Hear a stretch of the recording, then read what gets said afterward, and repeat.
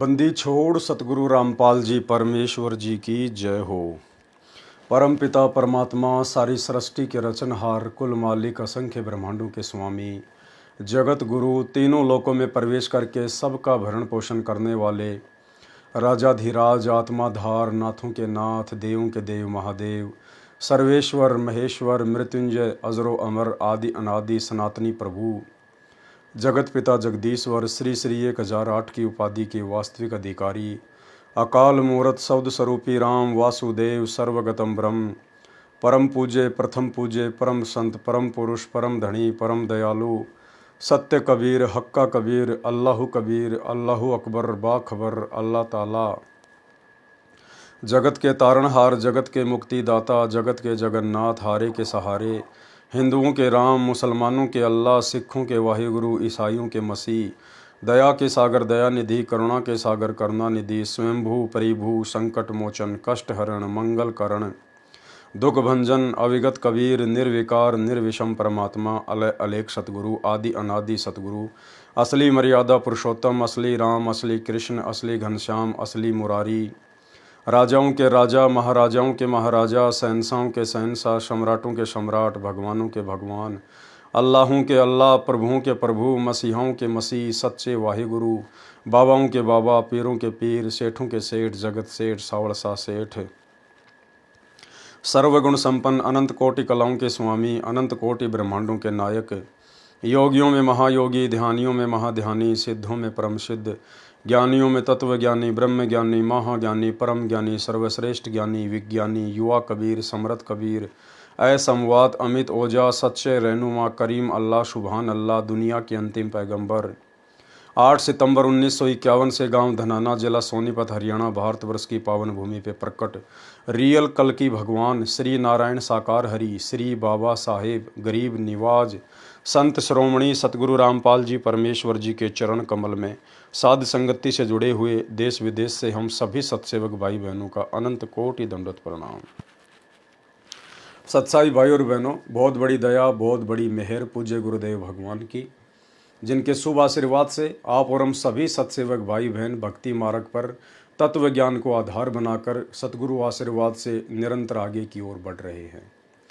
भाई और बहनों, कबीर सागर के सरलार्थ के ऊपर जो कि गुरुदेव भगवान के कर कमल से लिखित है, अनुवादित है, वीडियो बनाने की श्रृंखला जारी है और पिछले वीडियो में हमने काफ़ी कुछ पढ़ा समझा और गुरुदेव भगवान के आशीर्वाद से अपने जीवन में धीरे धीरे लागू भी कर रहे हैं। भाई और बहनों, ये सभी पवित्र पुस्तकें पूर्ण परमेश्वर सतगुरु रामपाल जी के कर कमल से लिखित होने के कारण हमने इनको पढ़ना बहुत आवश्यक है। यदि हम नहीं पढ़ेंगे या अनपढ़ हैं, किसी और से नहीं सुनेंगे, तो हम कहीं न कहीं परमात्मा के दोषी बनते हैं, क्योंकि परमेश्वर ने लिखी हमारे लिए है तो पढ़नी भी हमें ही पड़ेंगी। भाई और बहनों, सन 2014 बरवाला कांड से पहले जब हम सतलोक आश्रम में पूज्य गुरुदेव जी के मुख कमल से सत्संग सुनने व आशीर्वाद लेने जाया करते थे और जब गुरुदेव भगवान सुबह या रात्रि के समय सत्संग किया करते थे, उस समय पांडाल में कुछ भक्तों की सेवा लगाई जाती थी पांडाल सेवादारों के तौर पर। उनका यही काम होता था कि यदि कोई भगत सो जाए या आपस में बातचीत कर रहे हैं तो उनको सावधान किया जाए कि भाई सामने गुरुदेव भगवान सत्संग कर रहे हैं। ऐसा परमात्मा क्यों करवाया करते थे? इसलिए क्योंकि गुरुदेव भगवान को पता है अपने विधान का, अपने संविधान का और इस काल के विधान का, कि जब कल को ये प्राणी धर्मराज के दरबार में जाएगा तो धर्मराज फिर इस आत्मा को दंडित करेगा कि भाई देख, पूर्ण परमात्मा सतलोक से सशरीर प्रकट होकर तेरे लिए दिन रात सत्संग कर रहा था और उस समय तू सत्संगों को ध्यान से ना सुनकर लोट पलोट मार रहा था, नींद ले रहा था, आपस में इधर उधर की बातें कर रहा था, तो उसका दंड फिर इस जीव आत्मा को दिया जाता है, यानी परमेश्वर को हल्के में लेने की सजा। ठीक इसी प्रकार भाई और बहनों, वर्तमान में गुरुदेव भगवान ने उसी पूर्ण परमेश्वर कबीर जी ने 8 सितंबर 1951 को गांव धनाना जिला सोनीपत हरियाणा की पवित्र भूमि पे प्रकट होकर और वर्तमान में हमारे लिए जितनी भी पुस्तकें अपने कर कमल से लिखी हैं, इन पुस्तकों को हमने ध्यान से पढ़ना या सुनना बेहद ज़रूरी है। अन्यथा यदि किसी कारण से हम सतलोक नहीं जा पाए तो फिर ये धर्मराज हमें दंडित अवश्य करेगा। तो भाई और बहनों, अब हम आगे बढ़ते हैं। पवित्र पुस्तक कबीर सागर का सरलार्थ आज हम पेज नंबर 108 से शुरू करेंगे। ज्ञान सागर का निष्कर्ष, यानी कबीर सागर में जो ज्ञान सागर नाम का अध्याय है उसका निष्कर्ष क्या है जो वर्तमान में हमारे मतलब का है। इस अध्याय में कुल 106 प्रश्न हैं। हमने मोती निकालने हैं। सागर भरा रहेगा। हमारे लिए मोती प्राप्त करना अनिवार्य तथा पर्याप्त है। प्रथम तो यह सिद्ध करना चाहूँगा कि अथाह सागर से मोती निकालना मेरे स्तर का कार्य नहीं था। यानी अपने आप को छुपाते हुए पूज्य गुरुदेव भगवान एक भगत की भूमिका में अपने गुरुदेव को प्राथमिकता देते हुए यहाँ पर इस प्रकार से बोल रहे हैं कि इस अथाह सागर से मोती निकालना अर्थात इतने बड़े कबीर सागर का चंद दिनों में सरलार्थ करके आपके कर कमलों में पेश करना ये मेरे स्तर का कार्य नहीं था। परमेश्वर हैं, इसमें कोई संशय नहीं है, लेकिन इस काल लोक में परमेश्वर जिस प्रकार से अपने आप को छुपाते हुए अन्य युगों में भी लीला करते हुए आए हैं, उसी प्रकार से आज भी अपने आप को छुपाते हुए ये बात कह रहे हैं। मैं रामपाल दास केवल 10वीं तक पढ़ा हूँ। उसके पश्चात 3 वर्ष का सिविल इंजीनियरिंग में डिप्लोमा किया और हरियाणा सरकार के सिंचाई विभाग में 17/2/1977 को जूनियर इंजीनियर जेई के पद पर नौकरी पर लगा। भाई और बहनों, परमेश्वर विद्वानों के विद्वान है, ज्ञानियों के ज्ञानी हैं। उनको ये काल लोक की पढ़ाई पढ़ने की आवश्यकता नहीं पड़ती है।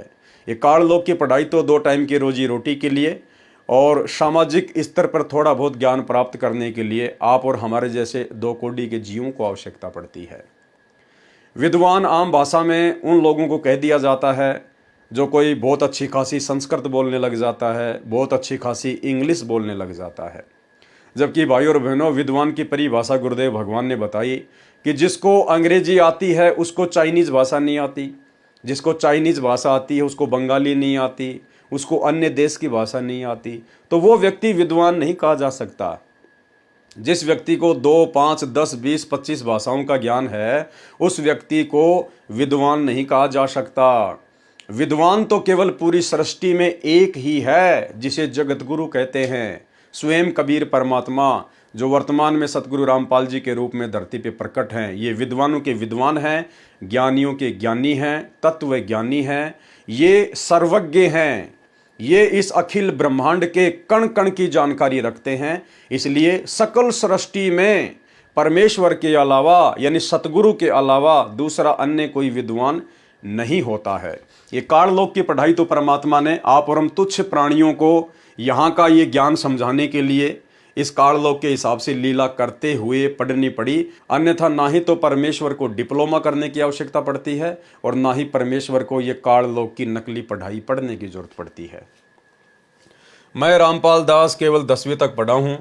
उसके पश्चात 3 वर्ष का सिविल इंजीनियरिंग में डिप्लोमा किया और हरियाणा सरकार के सिंचाई विभाग में 17 फरवरी 1977 को जूनियर इंजीनियर जेई के पद पर नौकरी लगा। 17 फरवरी 1988 को परम पूज्य गुरुदेव स्वामी राम देवानंद जी से दीक्षा प्राप्त हुई। फिर मार्च 1994 को गुरुदेव ने गुरुपद प्रदान किया।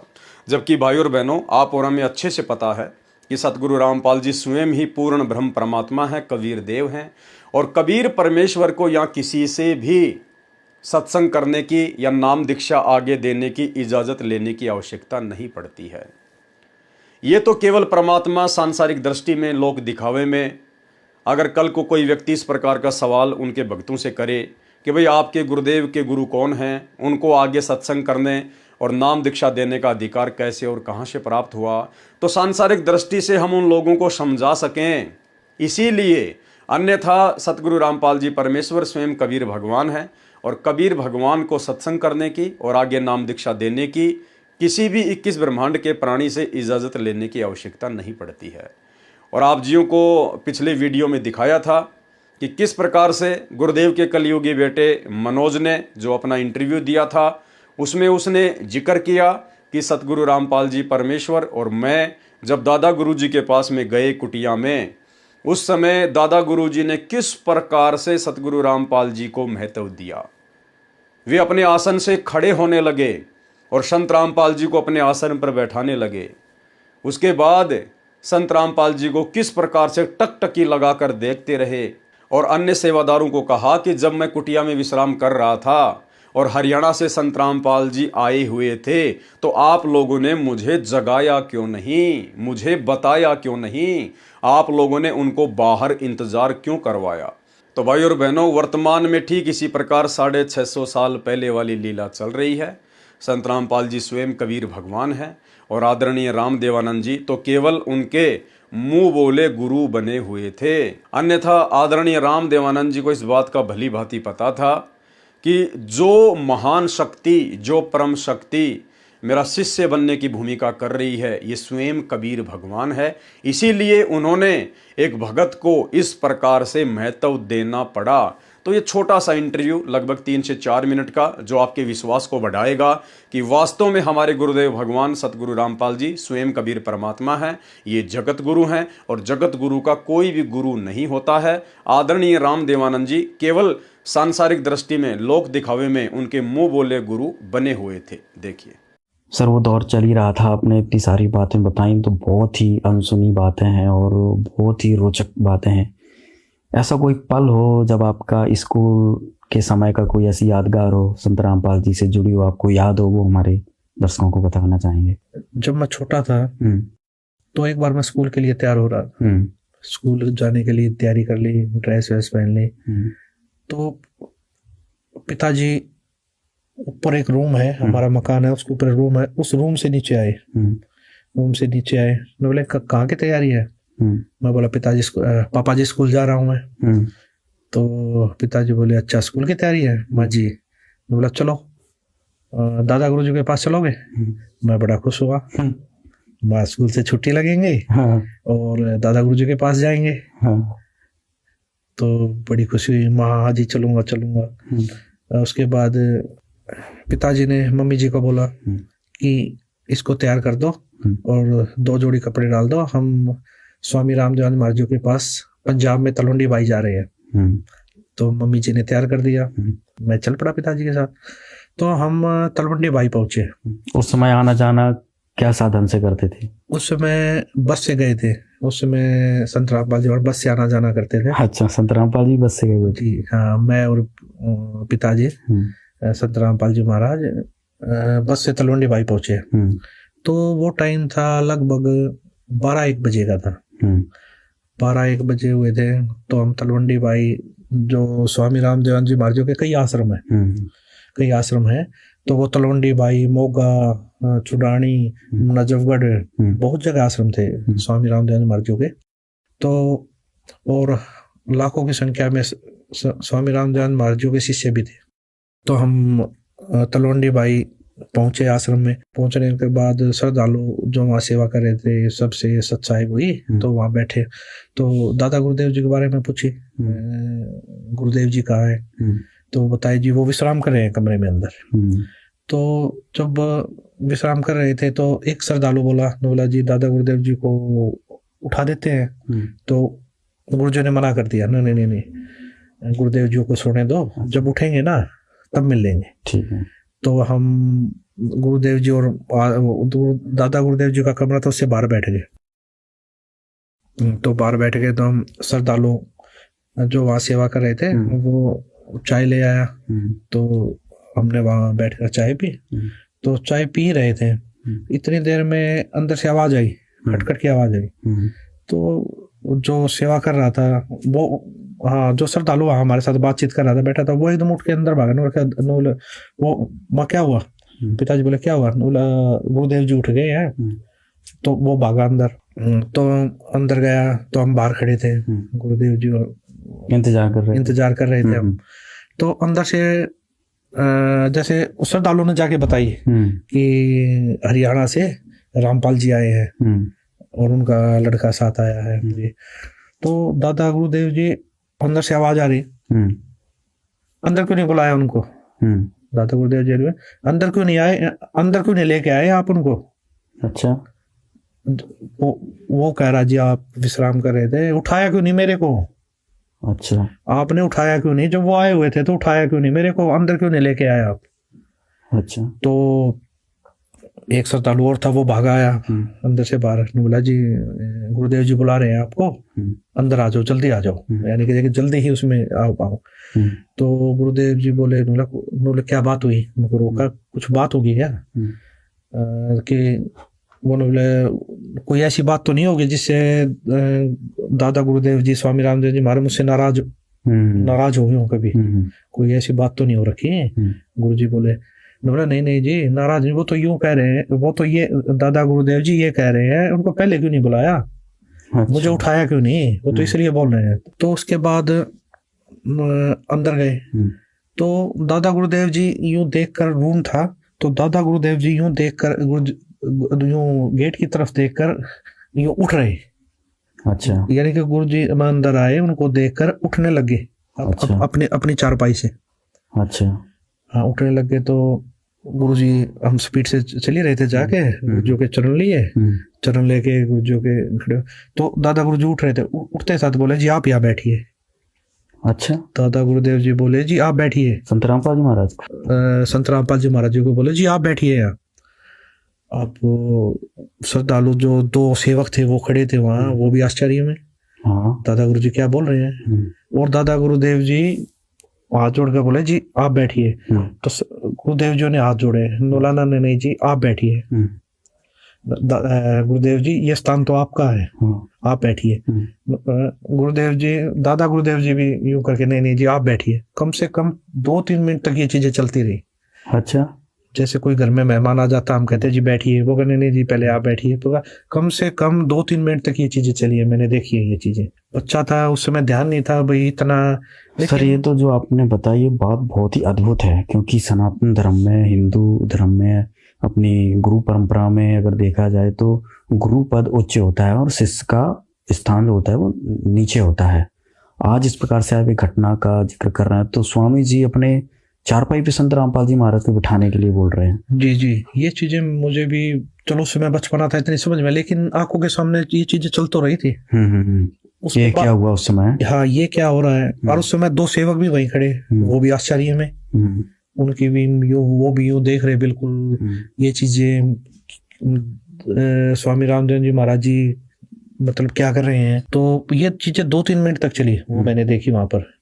वो चीजें जब देखी तो गुरुदेव जियों ने बड़े ही मतलब ये लगा लिए, बड़े ही आधीनता से कई बार प्रार्थना करने के बाद स्वामी रामदेव महाराज जी को चारपाई पे वापस बैठाया। फिर भी स्वामी रामदेव महाराज जी ये बोले वहां नहीं, चारपाई पे बैठो आप भी। गुरु जी को बोला आप चारपाई पे बैठो, फिर भी अच्छा। नीचे नहीं बैठना है। गुरुदेव जी ने चरण पकड़े और गुरु जी के चरण लिए, चरण लेके गुरुदेव जी नीचे बैठ गए, चरण दबाने लगे। गुरुदेव संत रामपाल जी महाराज जी बोले, नोला जी, संत रामपाल जी महाराज जी चरण सेवा करने लगे। तो मैं भी चरण सेवा करने लग गया। तो स्वामी रामदेव जी महाराज जी तब भी मैं देख रहा था, उस समय भी बड़े ही गुरुजों की तरफ देखते रहे। फिर भी मतलब यूं देखते रहे, गुरुजों की तरफ देखते रहे। अच्छा। हाँ, ये चीज बड़ा ही अचंभित लगी उस समय। मैं देख रहा था, मैं ये क्या चीज है क्या नहीं।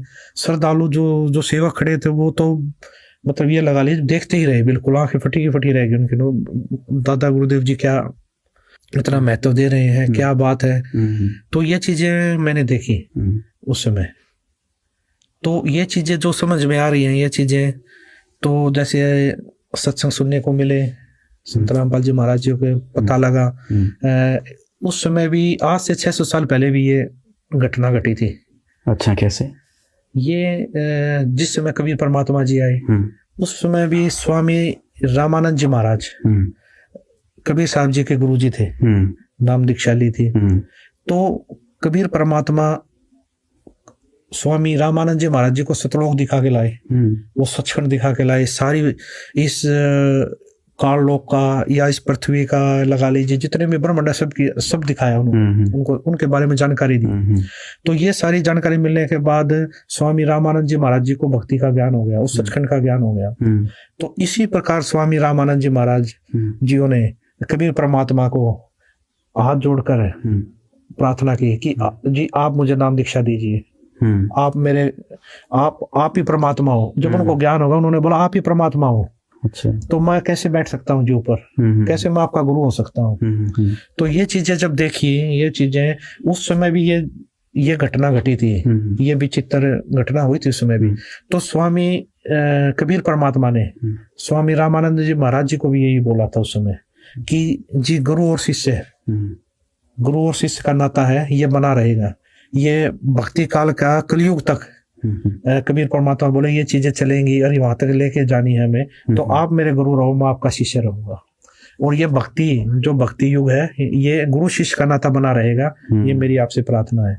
तो ये चीजें अब जो देखने को मिल रही है, ये चीजें कुछ मुझे तो लगा वही बिल्कुल, ये तो वही घटनाक्रम जो अभी आपने 600 वर्ष पहले कबीर जी का बताया, वही घटनाक्रम इस समय आपने जो देखा, ये तो बहुत ही अद्भुत बात है। जो हमारे दर्शक हैं वो इस घटना को देखकर समझ सकते हैं कि ये तो बिल्कुल प्रत्यक्ष दृष्टा थे मनोज जी वहाँ पर।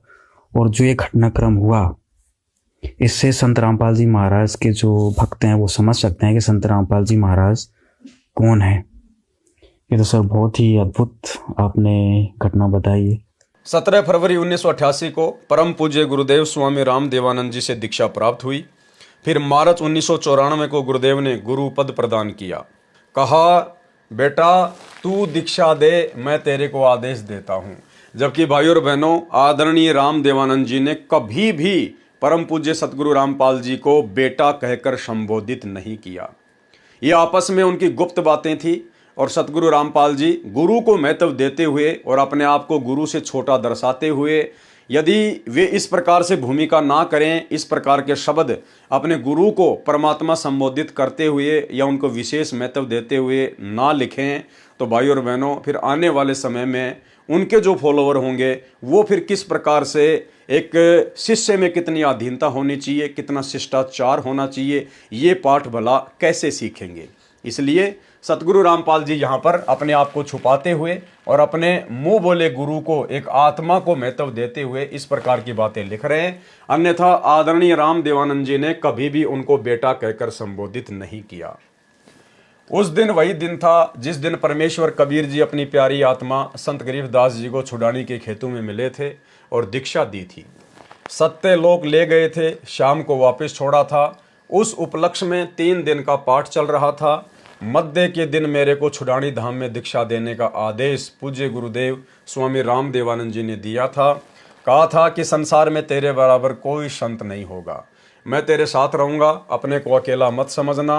उपस्थित सर्व संगत को कह दिया था कि आज से ये तुम्हारा गुरु है, मैं नहीं। जो वस्तु इसके पास है वह विश्व में किसी के पास नहीं है। जो वस्तु इनके पास है वो विश्व में किसी के पास नहीं है। कौन सी वस्तु?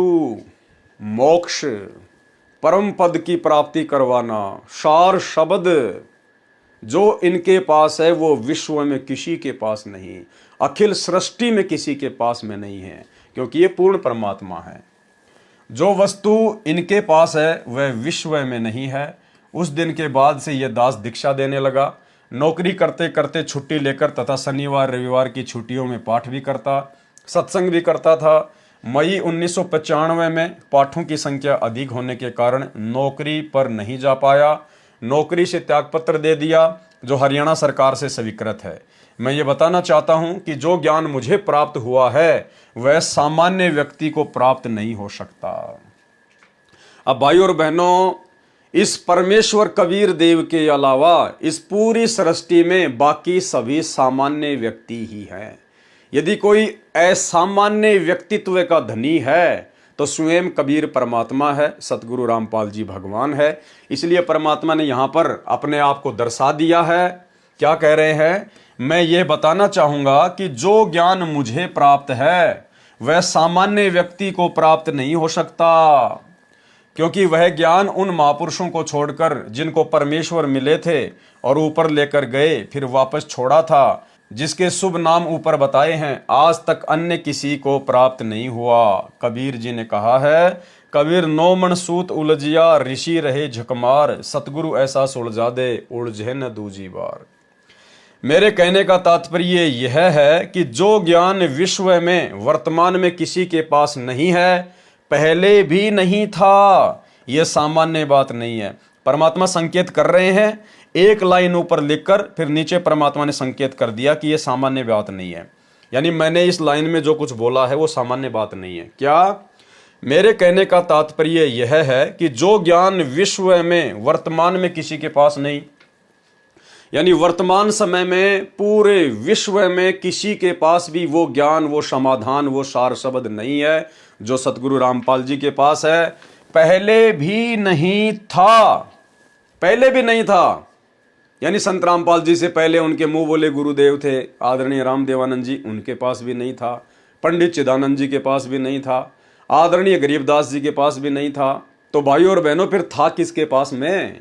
650 साल पहले तो खुद ही परमात्मा आए थे कबीर नाम से। उस समय ये पूरा ज्ञान देना नहीं था। और कह रहे हैं कि वर्तमान में ये ज्ञान किसी के पास नहीं है और ना पहले था। इसका मतलब भाई और बहनों, सतगुरु रामपाल जी खुद ही कबीर भगवान है। और कबीर भगवान के अलावा ये ज्ञान ना तो वर्तमान में किसी के पास हो सकता, ना आगे किसी के पास होगा और ना पहले किसी के पास में हुआ था। इस लाइन का मतलब ये है सांकेतिक रूप में कि सतगुरु रामपाल जी वर्तमान में खुद ही कबीर भगवान है और इनके अलावा इस सृष्टि की रचना को अन्य कोई ना जान सकता, ना पहचान सकता, ना कोई किसी को बता सकता। और इस काल के 21 ब्रह्मांड से कोई भी जीव किसी जीव को मुक्त नहीं करवा सकता परमेश्वर के अलावा। तो यहाँ पे गुरुदेव ने ये बातें कहकर अपने आप को कबीर परमात्मा साबित कर दिया है। मेरे कहने का तात्पर्य यह है कि जो ज्ञान विश्व में वर्तमान में किसी के पास नहीं है, पहले भी नहीं था, ये सामान्य बात नहीं है। पहले जिन महापुरुषों को परमेश्वर मिले उनको संपूर्ण ज्ञान था। अब यहां पर परमात्मा ने फिर अपने आप को छोटा साबित कर दिया कि उनको संपूर्ण ज्ञान था। अगर उन्हीं को संपूर्ण ज्ञान था तो यहां पर संत रामपाल जी ये बात क्यों लिखेंगे कि जो ज्ञान विश्व में वर्तमान में किसी के पास नहीं, पहले भी नहीं था, तो फिर उन महापुरुषों के पास में संपूर्ण ज्ञान कहां से आ जाएगा?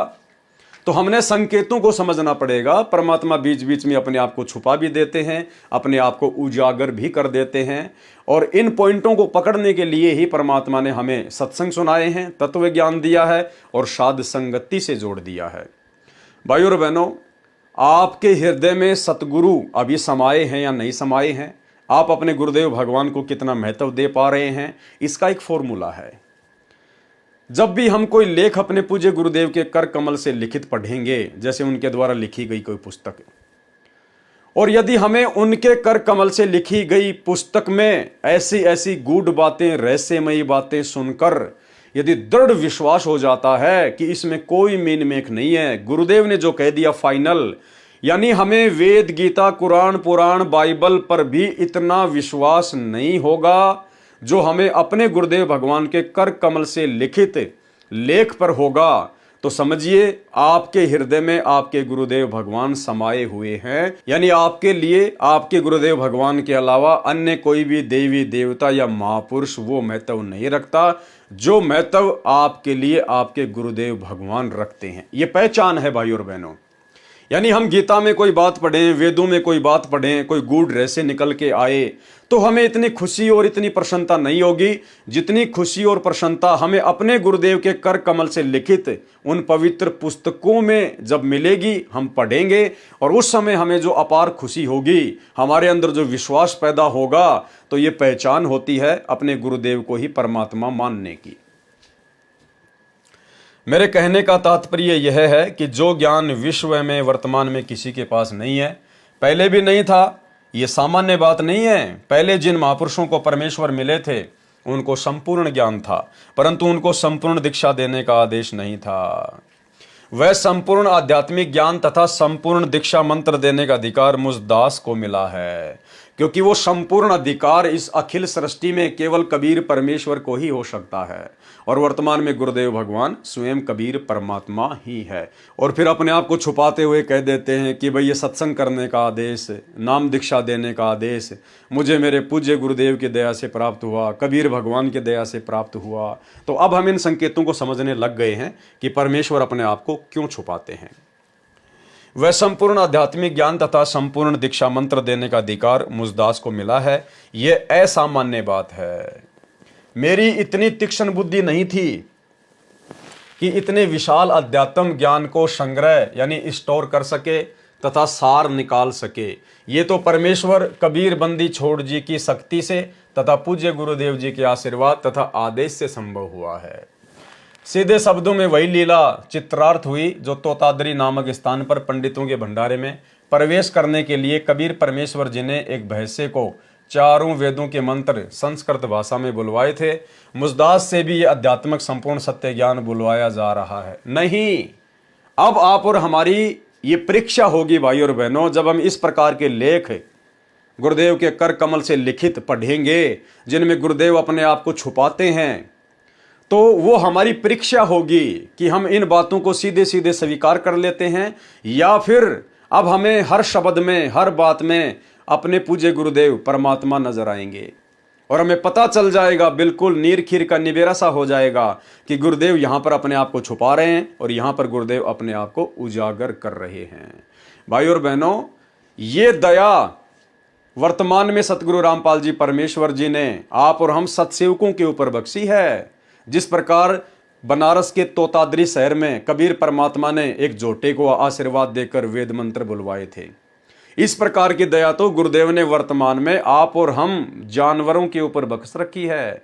आप और हमारी बुद्धि परमात्मा के मिलने से पहले जानवरों से ज़्यादा नहीं थी। हम भी सारा दिन वही कर्म करते थे जो जानवर किया करते थे। फिर परमेश्वर ने हमें अपनी शरण में लिया, ज्ञान को समझने की बुद्धि प्रदान की, धीरे धीरे हमें आगे बढ़ाया अध्यात्म में, फिर अपनी पहचान करवाई। तो ये दया तो गुरुदेव ने उस वैसे राम की तरह आप और हमारे ऊपर कर रखी है। अपने आप को तो गुरुदेव भगवान छुपाते हुए कह रहे हैं कि मेरी इतनी तीक्ष्ण बुद्धि नहीं थी। अरे परमेश्वर से अधिक किसी की तीक्ष्ण बुद्धि हो सकती है क्या? तो ये सारी की सारी लीला परमात्मा की अब धीरे धीरे हमें समझ में आने लगेंगी। परमेश्वर कबीर जी की दया शक्ति से, गुरुदेव जी के आशीर्वाद से अब रामपाल दास सामान्य व्यक्ति नहीं रहा। सामान्य तो पहले भी नहीं थे और सामान्य वर्तमान में भी नहीं है, और ना परमात्मा कभी सामान्य होते हैं। ये तो आप और हमको परमात्मा ने असामान्य बना दिया, अपने भक्तों को आम जगत के लोगों से असामान्य बना दिया परमात्मा ने। परमेश्वर तो असामान्य ही होते हैं। परमेश्वर कबीर जी की दया शक्ति से, गुरुदेव जी के आशीर्वाद से अब रामपाल दास सामान्य व्यक्ति नहीं रहा, संत विशेष की श्रेणी में हो गया है। संत बोले सहज सुभाए, संत का बोला निष्फल ना जाए। यानी जो पूर्ण संत होता है, यदि वो नॉर्मल बातचीत करते समय भी अपने मुख से कोई बातें निकाल देता है तो भी वो असामान्य बात नहीं होती, वो पत्थर की लकीर होती है। साध वचन पलटे नहीं, चाहे पलट जाएं ब्रह्मांड। ज्ञान सागर का सार पेज नंबर 1 पर सर्वप्रथम कुछ नाम लिखे हैं जिनसे स्पष्ट है कि पवित्र कबीर सागर पर धनी धर्मदास जी के बिंद यानी पुत्र वंशावली का प्रभाव रहा है। यदि कुछ कांट छांट मिलावट या बनावटी वाणी काटी या लिखी है तो यह श्रेय धर्मदास जी के गद्दी वाले महंत साहिबानों को ही जाता है। यानी कबीर सागर का जितना भी बेड़ा गर्क किया है, जितनी भी वाणियां अपने मन मुखी मते से उसमें जोड़ी है या निकाली है, ये सारा का सारा कार्य काल प्रेरणा से धर्मदास जी की गद्दी वालों ने किया है। सौरठा बूझो संत विवेक करी सत्य नाम सार, सतगुरु का आदेश ये है उतरो भवजल पार। सुमरो मनचित एक करी सतगुरु दीन दयाल। यथार्थ वाणी क्या है जो गुरुदेव भगवान बता रहे हैं? सुमरो मनचित एक करी सतगुरु करे निहाल, अगम शब्द परमाण इमी छेड़ सके नहीं काल। बंदी छोड़ दयाल प्रभु बंदो गुरु पद पंकज, देत दान जो मुक्ति फल तुम चरणन मम रंज। मुक्ति भेद में कहूँ विचारी ताको नहीं जानत संसारी। बहु आनंद होत तेहि ठाहूं शोक रहित अमरपुर जाऊं। तय वहाँ रोग शोग नहीं कोई क्रीड़ा विनोद करे सब कोई। चंद न सूर दिवस न राति वर्ण भेद नहीं जाति अजाति। तहाँ वहाँ जरा मरण नहीं होई बहु आनंद करे सब कोई। पुष्पक विमान सदा उजियारा अमृत भोजन करत आहारा। काया सुंदर ताही परमाना उदित हुए जनु सोडस भाना। इतनो एक हंस उजियारा सोबित ऐसे जानू गगन में तारा। विमल बांस तहाँ बिगलाई योजन चार लग सुबांस उड़ाई। सदा मनोहर छत्र सिर छाजा बूझ न परे रंक और राजा। नहीं तहाँ काल वचन की खानी अमृत वचन बोले भलवानी। आलस निंद्रा नहीं प्रकाशा बहुत प्रेम सुख करे विलसा। साखी अस सुख है हमरे घरे, कहे कबीर समुझाए, सत शब्द को जान के अस्थिर बैठे जाए। अब परमेश्वर ने सतलोक के आनंद के विषय में, सतलोक के सुख के विषय में जो इन वाणियों में वर्णन किया है, अब इसका खुलासा करेंगे।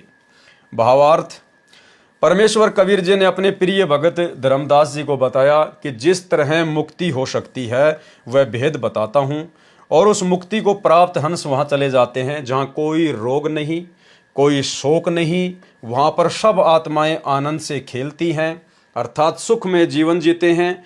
वहाँ पर कोई चांद सूर्य नहीं है, वहाँ पर वह सतलोक स्वयं प्रकाशित है।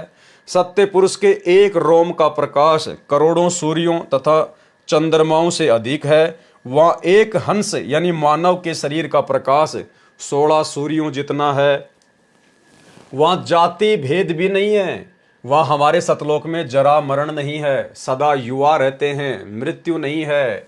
सर्व भक्तों, स्त्री तथा पुरुष का शरीर सुंदर है, और 16 सूर्यों जितना प्रकाश एक भगत के शरीर का है, तथा भगतमती के शरीर का प्रकाश भी 16 सूर्यों के प्रकाश के समान है। सतलोक में सितारों की तरह चमक रहे हैं। सतलोक में सुगंध उठ रही है जो 4 योजन यानी 48 किलोमीटर तक जाती है। एक योजन में 4 कोस, एक कोस में 3 किलोमीटर, इस प्रकार एक योजन में 12 किलोमीटर, 4 योजन में 48 किलोमीटर हुए। सतलोक में प्रत्येक भगत के पास पुष्पक विमान है। श्री रामचंद्र जी सीता को लेकर लंका से आए थे, वे पुष्पक विमान में आए थे। वैसा विमान सत्यलोक में प्रत्येक हंस आत्मा के पास है। प्रत्येक भगत तथा भगतमती के सिर पर छत्र शोभा करता है। वहाँ कोई निर्धन और कोई रंक का भेद नहीं है। वहाँ सतलोक में काललोक के प्राणियों के तरह कराल वचन कोई नहीं बोलता। सदा अमृत जैसी मीठी बोली भली भाषा में बोलते हैं। उस लोक में आलस्य निंद्रा नहीं है, बहुत सुखी हैं, बहुत प्रेम से रहते हैं। परमेश्वर कबीर जी ने कहा है कि हमारे घर सतलोक में ऊपर वर्णित सुख हैं। जिनके पास सत्य शब्द यानी सतनाम है वह उस लोक में स्थायी निवास प्राप्त करता है। पेज नंबर 3 से 27 तक सृष्टि की उत्पत्ति का ज्ञान है, परंतु काट छांट कर लिखा है। वास्तविक ज्ञान पूर्व में लिख दिया है, वहां से ग्रहण करें। पेज नंबर 27 से 51 तक श्री रामचंद्र तथा श्री कृष्ण जी की लीला बताई है और सिद्ध किया है कि यह सब ज्योति निरंजन का षड्यंत्र है। पहले तो अपने अवतारों को शक्ति दे देता है, फिर उनसे पाप करवाता है, फिर उनसे वह शक्ति छीन लेता है। उनका अंत भी बुरा होता है। जब इसी लोक में ऐसी गति हुई तो ऊपर के लोक में क्या मिलेगा। ठीक इसी प्रकार भाई और बहनों, वर्तमान में सतगुरु रामपाल जी के भक्तों की, उन भक्तों की जो सतलोक आश्रमों से जुड़े हुए हैं, संत रामपाल जी के काल प्रेरित कलयुगी परिवार के पीछे आंख बंद करके चल रहे हैं, जो इन सतलोक आश्रमों में जाते हैं, इनको पात्रों को ज्योति पाठ और दान का पैसा देते हैं, गुरुदेव के ज्ञान को आधार बनाकर भक्ति नहीं करते हैं, इन तमाम लोगों की वर्तमान में मर्यादा खंडित होने के कारण जिस प्रकार से अकाल मृत्यु हो रही है और सतलोक आश्रम की तरफ से पीला पर्चा निकाल दिया जाता है, चाहे कोई एक्सीडेंट में मरे, चाहे कोई बिजली से करंट लग के मरे, चाहे कोई पंखे से फांसी खाकर मरे, चाहे कोई जहर खाकर मरे, जिस प्रकार से सतलोक आश्रमों से जुड़े हुए कोऑर्डिनेटर वर्तमान में मर रहे हैं। तो संगत को भ्रमित करते हुए सतलोक आश्रमों की तरफ से एक पीला पर्चा वायरल कर दिया जाता है कि वो तो परमात्मा के सैनिक थे और वो तो सतलोक चले गए, वीर गति को प्राप्त हुए। लेकिन यहां परमात्मा स्पष्ट कर रहे हैं भाई और बहनों, श्री राम और श्री कृष्ण जी का उदाहरण देते हुए कि उनका अंत भी बुरा होता है। जब इसी लोक में ऐसी गति हुई तो ऊपर के लोक में क्या होगा। जब संत रामपाल जी से उपदेश प्राप्त करने के बाद जिन जिन लोगों की मर्यादा खंडित है, जो सतलोक आश्रमों से जुड़े हुए हैं, जब यहीं पर उनकी ऐसी दर्दनाक अकाल दुर्गति से मौत हो रही है तो भला वो सतलोक में कैसे जा सकते हैं।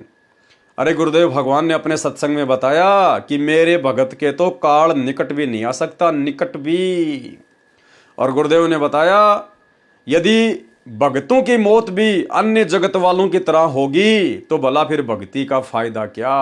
सुनिए, परमात्मा कहते हैं भाई कहाँ जन्मे कहाँ पाले पोसे और खूब लड़ाए लाडे, ना बेरा इस देह के कहाँ खड़ेंगे हाडे। ना जर बेरा कित मारेगा काल। कबीर कहाँ गर्बियो ये काल गह करके से, ना बेरा कित मारेगा यो के घर के परदेश। कहते हैं के फूला फिर ऐसे छोटे से नकली सुख मान रहा तू, और काल जो है तेरे बाल पकड़ेगा। काल गह कर केश, कर माने हाथ, केस माने बाल, और ना बेरा कित मारेगा के घर के परदेश। अब आपने उस आंध्र प्रदेश के मुख्यमंत्री की स्थिति देखी, ने कहा रहे किसी जगह मारेगा काल की तो पानी पैनी अभी ना पावे, वहाँ पटका ठा के 3 दिन मत नो बेरा पट्टा पड़ा कहाँ पर है। तो पुण्यात्माओं, बात ये नहीं कि वो मर गए इस तरीके से, लेकिन जो थोड़े से जिनको हम बड़े व्यक्ति मानते हैं उनकी दुर्गति होती दिखे ना, जब ये मन पापी ठीक ठिकाना आ जाता है।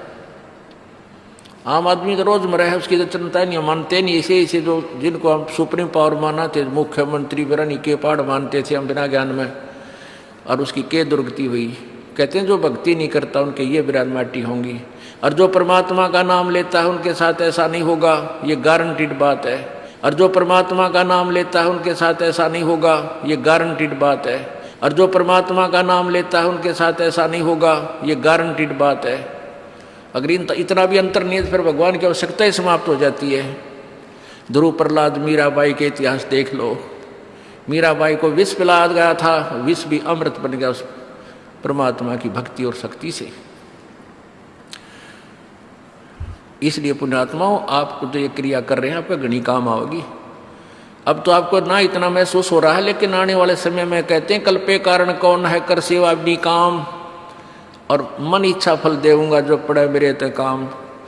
आपका मित्र है मुख्यमंत्री, आपका मित्र है प्रधानमंत्री, आपका एक्सीडेंट हो जाता है, एक्सीडेंट में मृत्यु हो जाती है, वो नहीं बचा सकता चाहे आपको कितना ही निकटतम है, वो स्वयं अपनी जान नहीं बचा सकता। तो वहाँ धनी का रोल शुरू हो जाता है, जहाँ परमात्मा का रोल शुरू होता है, जो ऐसे स्थान पर आपकी रक्षा करेगा। तो हमने इन अन्य सहारों को त्याग कर परमात्मा का आसरा ही लेना चाहिए। उनका अंत भी बुरा होता है, जब इसी लोक में ऐसी गति हुई तो ऊपर के लोक में क्या मिलेगा।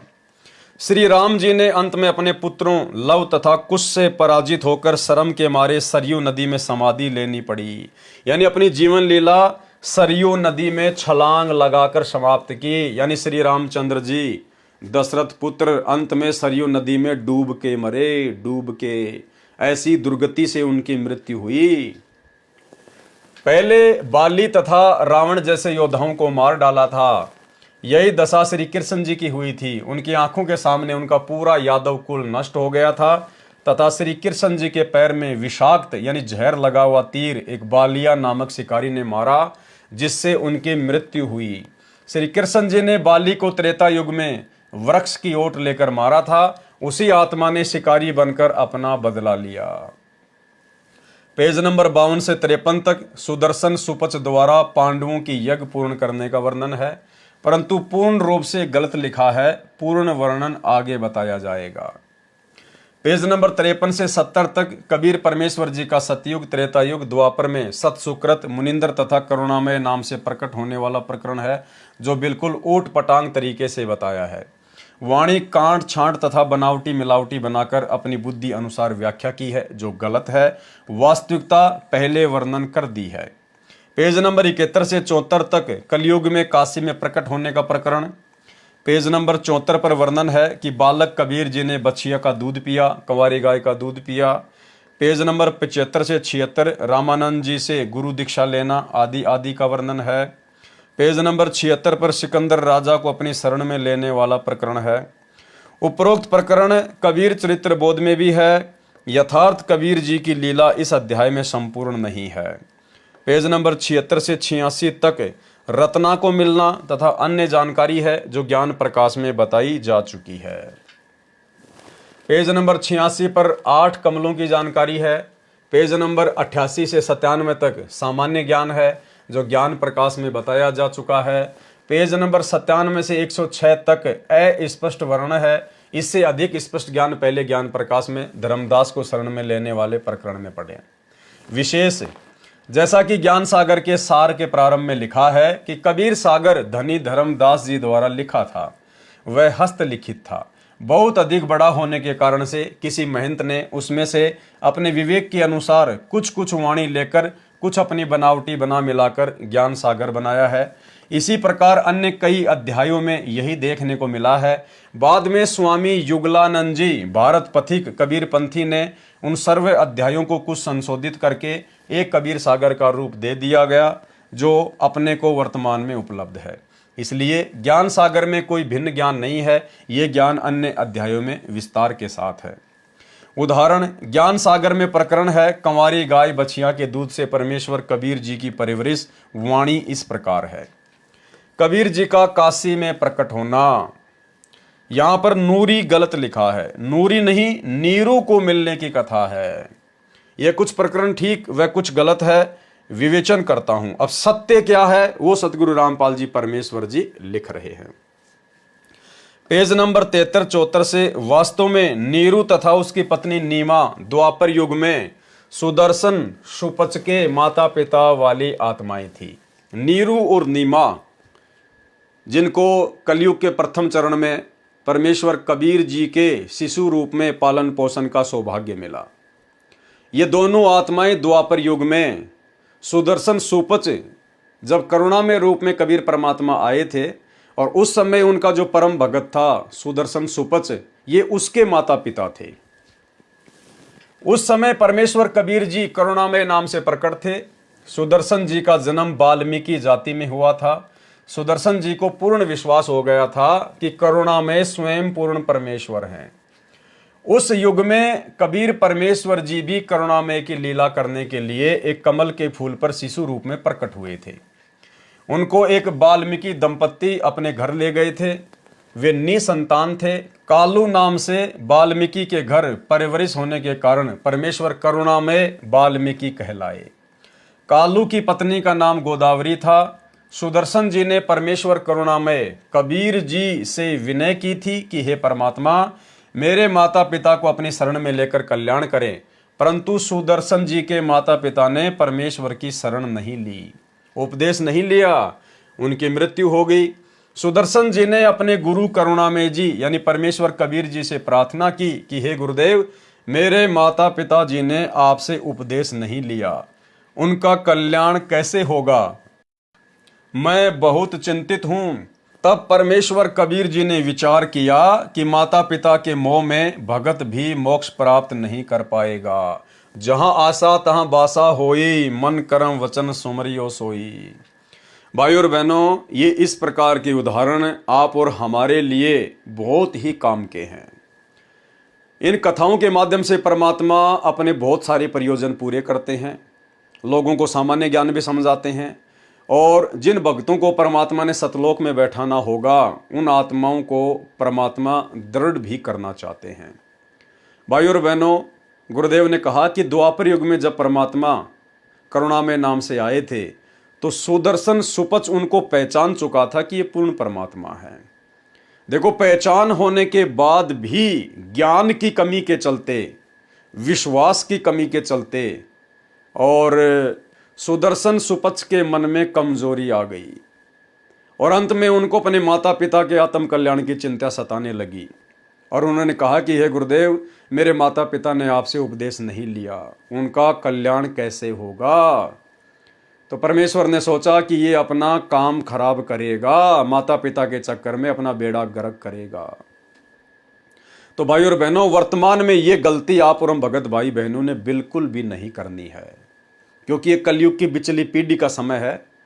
उस सुदर्शन सुपच को तो परमात्मा फिर से संभाल लेंगे, क्योंकि वो द्वापर की बातें थी। आगे फिर परमात्मा ने कलयुग की बिचली पीढ़ी में भी आके अपना खेल खेलना था और वर्तमान में इस दूसरे चरण में भी अपना खेल खेलना है। तो हो सकता है सुदर्शन सुपच को तो परमात्मा ने संभाल लिया, लेकिन भाई और बहनों, अब आगे 13वें पंथ के बाद में कोई 14वां पंथ चलने वाला नहीं है। अब आगे भक्ति मार्ग नहीं है, फिर तो असंख्य युग निकल जाएंगे, असंख्य युग हम महाकष्ट के भागी हो जाएंगे। इसलिए वर्तमान में हमने किसी भी प्रकार की कोई भी कमी अपने अंदर नहीं रखनी है। माता पिता को हमने ज्ञान समझा दिया, या हमने परमात्मा से जोड़ दिया। अब आगे का काम माता पिता का है और उस परमेश्वर का है। अब आगे का काम आत्मा और परमात्मा के बीच का है, वो हमारे माता पिता नहीं हैं। आज जिन्हें हम अपना माता पिता समझ रहे हैं वो ना जाने कितने जन्मों में हमारे घोर दुश्मन की भूमिका निभा चुके हैं, हमारे बेटा बेटी की भूमिका निभा चुके हैं। तो भाई और बहनों, ये सारा का सारा काल का षड्यंत्र है। इसने हमारे को आपस में रिश्तों में ऋणों में बांध रखा है। परमात्मा हमें ऋण मुक्त करवा कर मोक्ष प्रदान करने आए हैं। तो अब हमने गुरुदेव के तत्व ज्ञान को आधार बनाकर और जिस भी कुल या परिवार में हम रहते हैं और जो भी हमारे को जिम्मेदारी भगवान ने दी हुई है, शिष्टाचार के साथ में हमने वो जिम्मेदारियां निभानी है। फालतू का लाड प्यार प्रेम मोह ममता हमने किसी से नहीं रखनी है, क्योंकि गुरुदेव ने बता दिया, बेटा ये मिट्टी के पुतले, हाड़ मांस के पुतले हैं, ये काल के खिलौने हैं, ये कब टूट जाएंगे इनका कोई भरोसा नहीं है। और कितनी बार तुम ये खिलौने बन चुके हो। तो अब हमने फालतू की मोह ममता जो हमारे पैरों में बेड़ियां डालती हैं मोक्ष मार्ग में, अब हमने ऐसी गलती बिल्कुल भी नहीं करनी है। हमने खुद भी भक्ति करनी है, अपने पूरे परिवार को भी भक्ति पर लगाना है। हमने संदेशा उनको देते रहना है। कोई लग जाएगा तो अच्छी बात है, नहीं लगता है भक्ति मार्ग पर तो हमारा कार्य पूरा हुआ। आगे वो आत्मा जाने, उसका परमात्मा जाने। हमने तो अपने आत्म कल्याण की सोचनी है। परमात्मा कहते हैं, आप मरे जग प्रलय होई। जब इंसान खुद मर जाता है तो उसके लिए तो पूरी सृष्टि मर जाती है।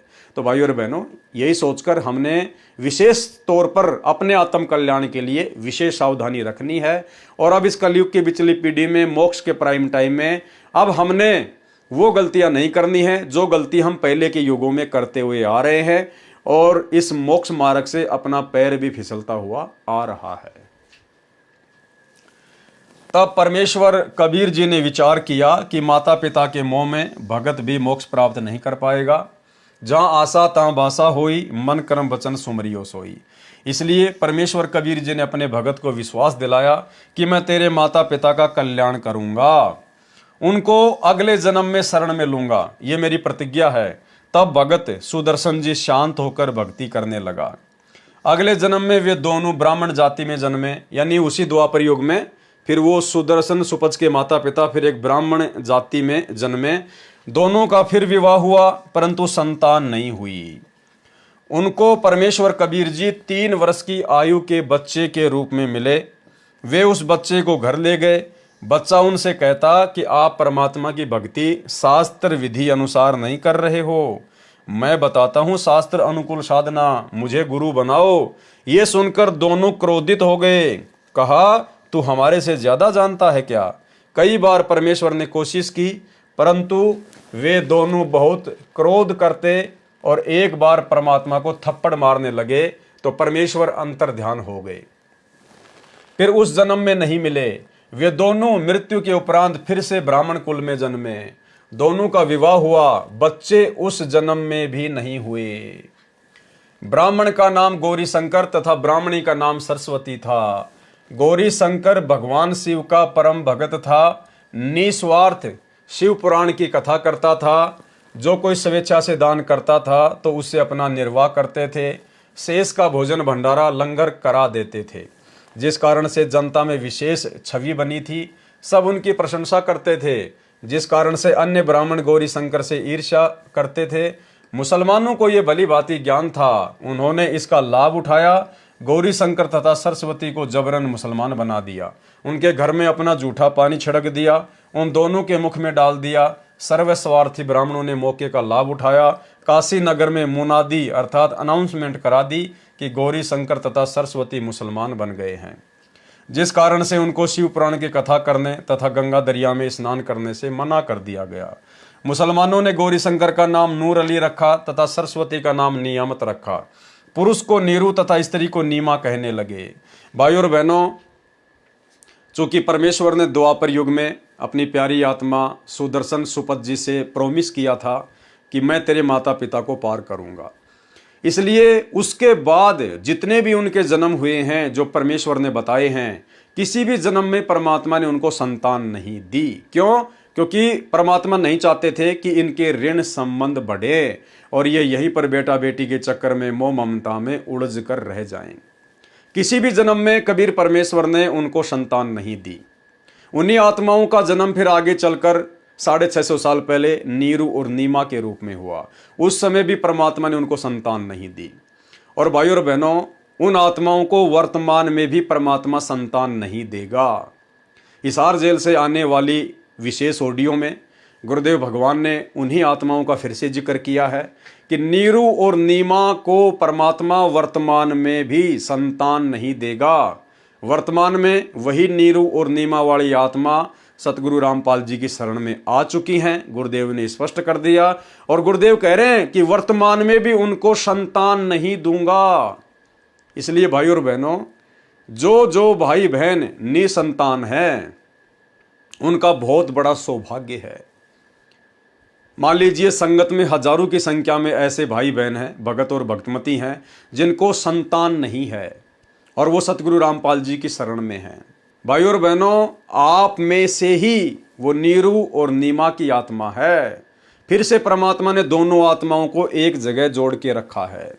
इसलिए आप जियों को तो सतगुरु रामपाल जी परमेश्वर जी की भक्ति के प्रति समर्पित हो जाना चाहिए, कुर्बान हो जाना चाहिए, क्योंकि आप लोगों का तो वर्तमान में बेड़ा पार है, कोई रोकने वाला नहीं है। सतगुरु रामपाल जी भगवान आप आत्माओं के ऊपर विशेष दया दृष्टि रखते हुए वर्तमान की पिछली पीढ़ी तक लेकर आए हैं और वर्तमान में भी गुरुदेव संतान नहीं देगा। इसलिए हर वो भगत भाई बहन जिनके घर में संतान नहीं है, जो पति पत्नी के रिश्ते में हैं, उनको तो स्वयं को नीरू तथा नीमा वाली आत्मा समझकर दृढ़ता के साथ में भक्ति करनी चाहिए और संतान होने के विषय में उनको अपने दिलो दिमाग से वो खरपतवार निकाल देनी चाहिए। परमात्मा संतान नहीं देगा। जब आज से पहले नहीं दी तो वर्तमान में कैसे देगा? कोशिश तो आपने पहले भी बहुत की थी, वर्तमान में भी बहुत कर रहे हैं, लेकिन नहीं हो रही ना, तो परमात्मा नहीं दे रहा, क्योंकि परमात्मा आप लोगों का मोक्ष करना चाहता है। अब यदि किसी कारण से यदि पैर फिसलेगा तो भाई आपकी अपनी कमजोरी से फिसलेगा, बाकी परमात्मा ने तो आप जियों को मोक्ष के प्राइम टाइम में लाके बैठा दिया है। तो उनको नीरू और नीमा कहने लगे। उनका संतान नहीं दी दाता ने। वो नहीं चाहते थे कि ये फंसे फिर दोबारा इस नरक में।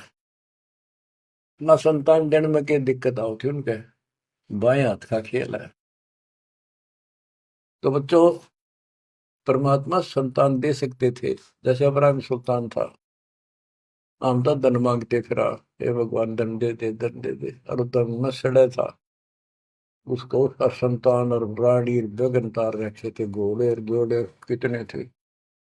उस नरक से निकाल अपनी उस आत्मा को गड़ने नहीं दिया, उसमें सड़ने नहीं दिया उसने। बच्चों, ये ऑपरेशन है। एक्स्ट्रा आइटम रहने को नहीं दिया आपके पास। जिनकी जरूरत है उसमें कसर नहीं छोड़ेगा। आप नोट कर लो। साईं इतना दीजिए जा में कुटुंब समावे, हम भी भूखे ना रहे, अतिथि ना भूखा जा। अब जिनका संतान नहीं है ना बच्चों, संसार तो कुछ भी कहे, पर दास कहे उसको ऊपर अमल कर लो। उन्होंने लगातार कई जीवन भगवान के संपर्क में आते रहे, पार बेशक ना हुए, पर मर्यादा घड़ी गजब की रखी। उन्होंने किसी का मारा नहीं, ना किसी का रखा, ना किसी को तंग किया, यानी लेन देन बढ़ाया को नहीं, अपना पल्ला बोझ कर जीवन जिए। आज वो आत्मा मालिक की शरण आ गए, तो अब वो संतान मांगेंगे तो भगवान ना दे। आज वो आत्मा मालिक की शरण आ गए, तो अब वो संतान मांगेंगे तो भगवान ना दे। आज वो आत्मा मालिक की शरण आ गए, तो अब वो संतान मांगेंगे तो भगवान ना दे, क्योंकि उनका संस्कार खत्म हो चुका है। वो क्यों फंसा होगा इस अपने बच्चे ने सड़ंगे में? उनका तो अगला कदम सतलोक में है। मुसलमानों ने गौरी शंकर का नाम नूर अली रखा तथा सरस्वती का नाम नियामत रखा। पुरुष को नीरू तथा स्त्री को नीमा कहने लगे। निर्वाह की समस्या के कारण जुलाहे का कार्य करने लगे, जिस कारण से जुलाहा कहलाए। गंगा में स्नान न करने देने के कारण अपनी झोपड़ी से लगभग 4 किलोमीटर दूर लहरतारा तालाब में स्नान करने जाने लगे। उस सरोवर में वर्षा के मौसम में गंगा दरिया का पवित्र जल पशु घाटों के अंदर से लहरों के द्वारा उछलकर उस सरोवर को भर देता था। पूरे वर्ष वह जल स्वच्छ निर्मल रहता था। इसी कारण से उस जलाशय का नाम लहर तारा तालाब पड़ा। नीरू उर्फ गौरीशंकर तथा नीमा उर्फ सरस्वती भले ही मुसलमान बना दिए थे, परंतु वे फिर भी भगवान शंकर को दिल से मानते थे, उन्हीं का सुमरण करते थे। संतान न होने का दुख भी बराबर था। विक्रमी संवत 1455 ईस्वी सन 1398 ज्येष्ठ मास की पूर्णमासी को सूर्य उदय से 1.5 घंटे पहले, जिसे ब्रह्म मुहूर्त कहते हैं, उस समय परमेश्वर अपने सत्य लोक से गति करके चलकर आए और उस लहर तारा सरोवर में कमल के फूल के ऊपर शिशु रूप धारण करके विराजमान हुए। उस समय एक अष्टानंद नामक ऋषि, जो स्वामी रामानंद जी ब्राह्मण का शिष्य था, उस सरोवर में प्रतिदिन की तरह स्नान करके एकांत स्थान पर शांत वातावरण में साधना कर रहा था। वहां पर वह ऋषि 1 घंटा प्रतिदिन साधना सुमरण करता था। जब परमेश्वर कबीर जी सत्य लोक से नीचे अवतरित हो रहे थे तो उनके शरीर का दिव्य प्रकाश अष्टानंद जी को दिखाई दिया। वह एक प्रकाश का गोला रूप में दिखा। अष्टानंद ऋषि जी की चरम दृष्टि उस प्रकाश की चमक को सहन न कर सकी। उन्होंने अपनी आंखें बंद कर ली। बंद आंखों में एक बालक दिखाई दिया। फिर आंखें खोली तो वह प्रकाश लहर तारा जलाशय में समाता हुआ दिखाई दिया और सरोवर के सर्व कमल स्पष्ट दिखाई दिए, परंतु क्षण मात्र में फिर अंधेरा हो गया। परंतु अष्टानंद जी की आंखों के सामने शिशु का प्रकाश रहित आकार फिर भी दिखाई दे रहा था। कुछ समय के पश्चात वह शिशु की आकृति समाप्त हो गई। जैसे कभी हम सूर्य की ओर देख लेते हैं तो सूर्य की प्रकाश रहित आकृति देर तक आंखों में बनी रहती है, चाहे आंखें बंद करें या खोलें।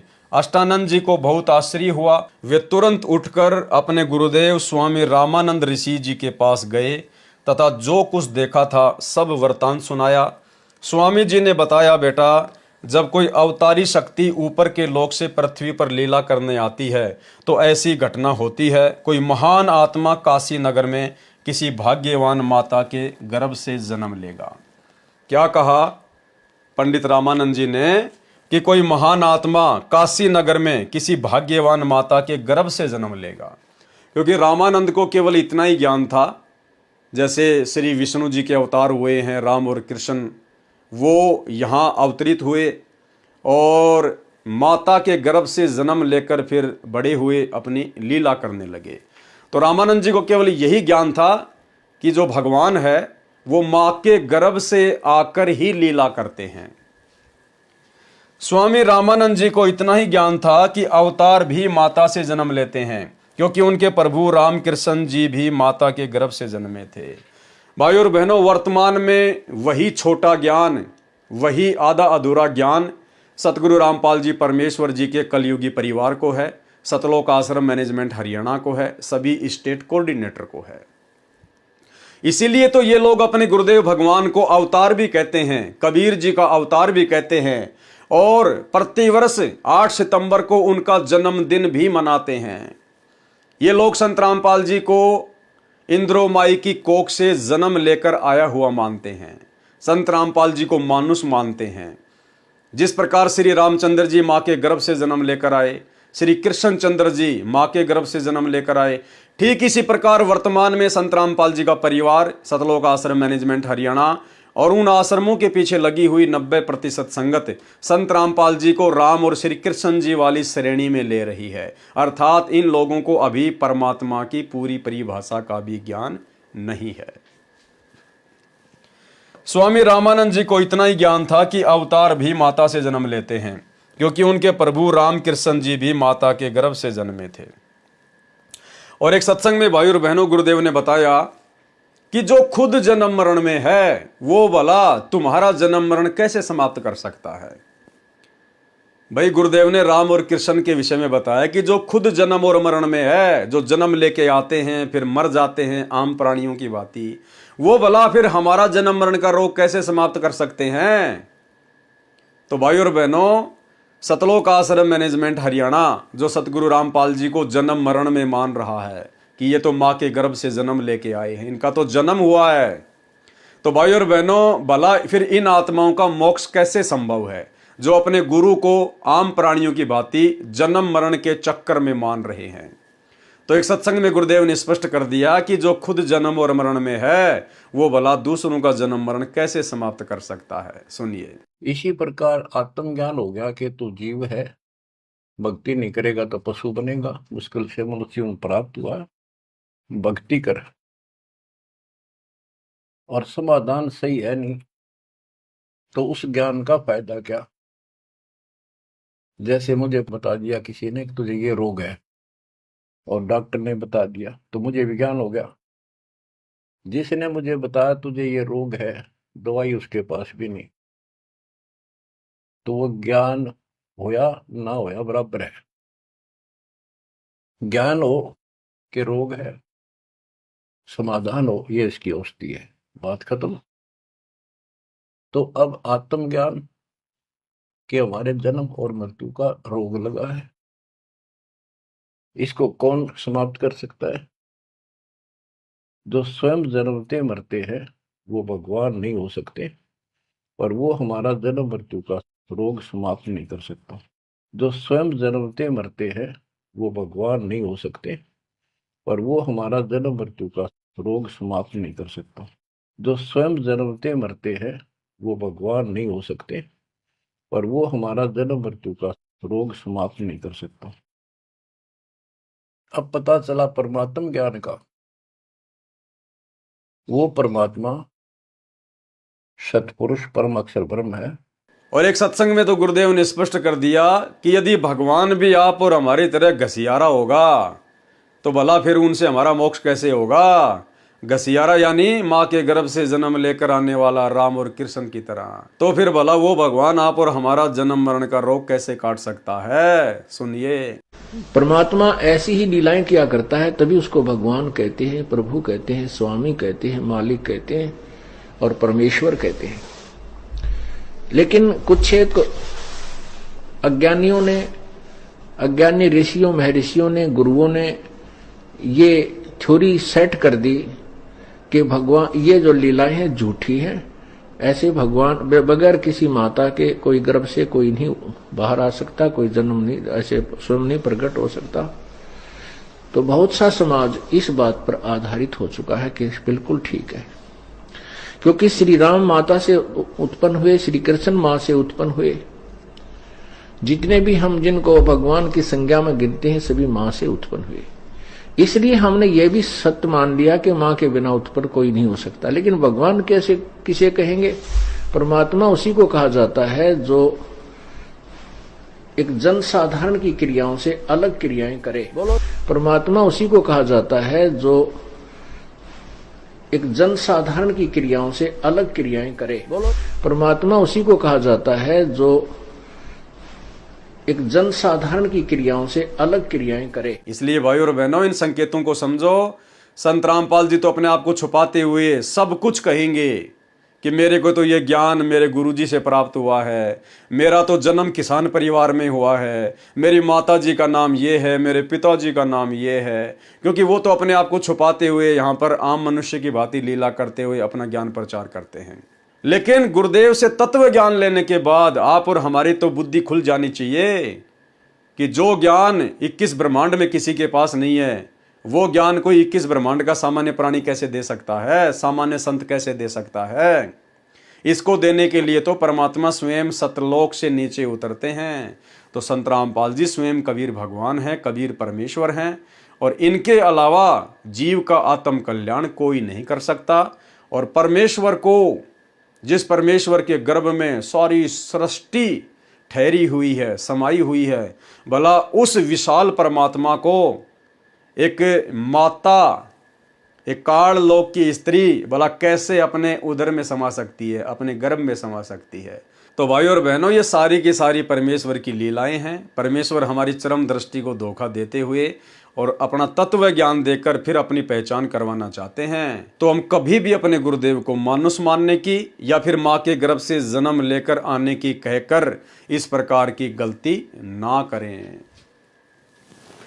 प्रतिदिन की तरह नीरू तथा नीमा भी उसी लहर तारा तालाब में स्नानार्थ आए। पिछले दिन नीरू के घर कोई मेहमान आए थे, यानी एक दिन पहले नीरू नीमा के घर पर उनके कोई गेस्ट आए थे, जिसमें एक स्त्री भी थी। स्त्री ने नीमा से चर्चा में संतान की महिमा बताई कि पुत्र बिना गति नहीं होती, वृद्धावस्था में कौन सहारा बनेगा, एक बच्चा तो होना ही चाहिए, निसंतान का तो लोग सुबह सुबह मुख देखना भी शुभ नहीं मानते। उस स्त्री के जाने के पश्चात उसके द्वारा लगाए इंजेक्शन का प्रभाव नीमा पर ऐसा हुआ कि वह सारी रात रोती रही और अपने इष्ट देव शंकर जी से एक पुत्र प्राप्ति की मांग करती रही। सवेरे उठकर अपने पति के साथ नहाने के लिए चली, तब भी सुबक सुबक कर आहें भरकर भगवान शिव से याचना कर रही थी कि हे महादेव, क्या हमारे लिए आपके पास संतान नहीं है? आप तो समर्थ हैं, मेरी गलती को क्षमा करके एक लाल मेरी झोली में भी डाल दें। उसकी यह दयनीय दशा देखकर नीरू ने कहा, हे नीमा, अपनी किस्मत में संतान होती तो प्रभु शंकर कभी के संतान दे देते। ठीक इसी प्रकार भाई और बहनों, वर्तमान में जो संत रामपाल जी के फॉलोवर हैं, विशेषकर संगत में वो माता बहनें जिनके कई वर्षों के उपरांत भी संतान नहीं हो रही है, भाई और बहनों, किसी भी प्रकार से संतान प्राप्ति की कोई दवाई या कोई झाड़ जंपाड़ या डॉक्टरी सलाह बिल्कुल भी नहीं लेनी है, अन्यथा परमात्मा पे आपका अविश्वास प्रकट हो जाएगा। नीरू नीमा ने क्या क्या यत्न नहीं किए संतान प्राप्ति के लिए, लेकिन परमात्मा ने नहीं देनी थी तो नहीं देनी थी, चाहे कितना रो लीजिए, कितने ही आप जी जंतर मंत्र करवा लीजिए, कितने अपने कर्म फोड़ लीजिए, कितनी ही दवाई वगैरह ले लीजिए, परमेश्वर ने नहीं देना है तो नहीं देना है।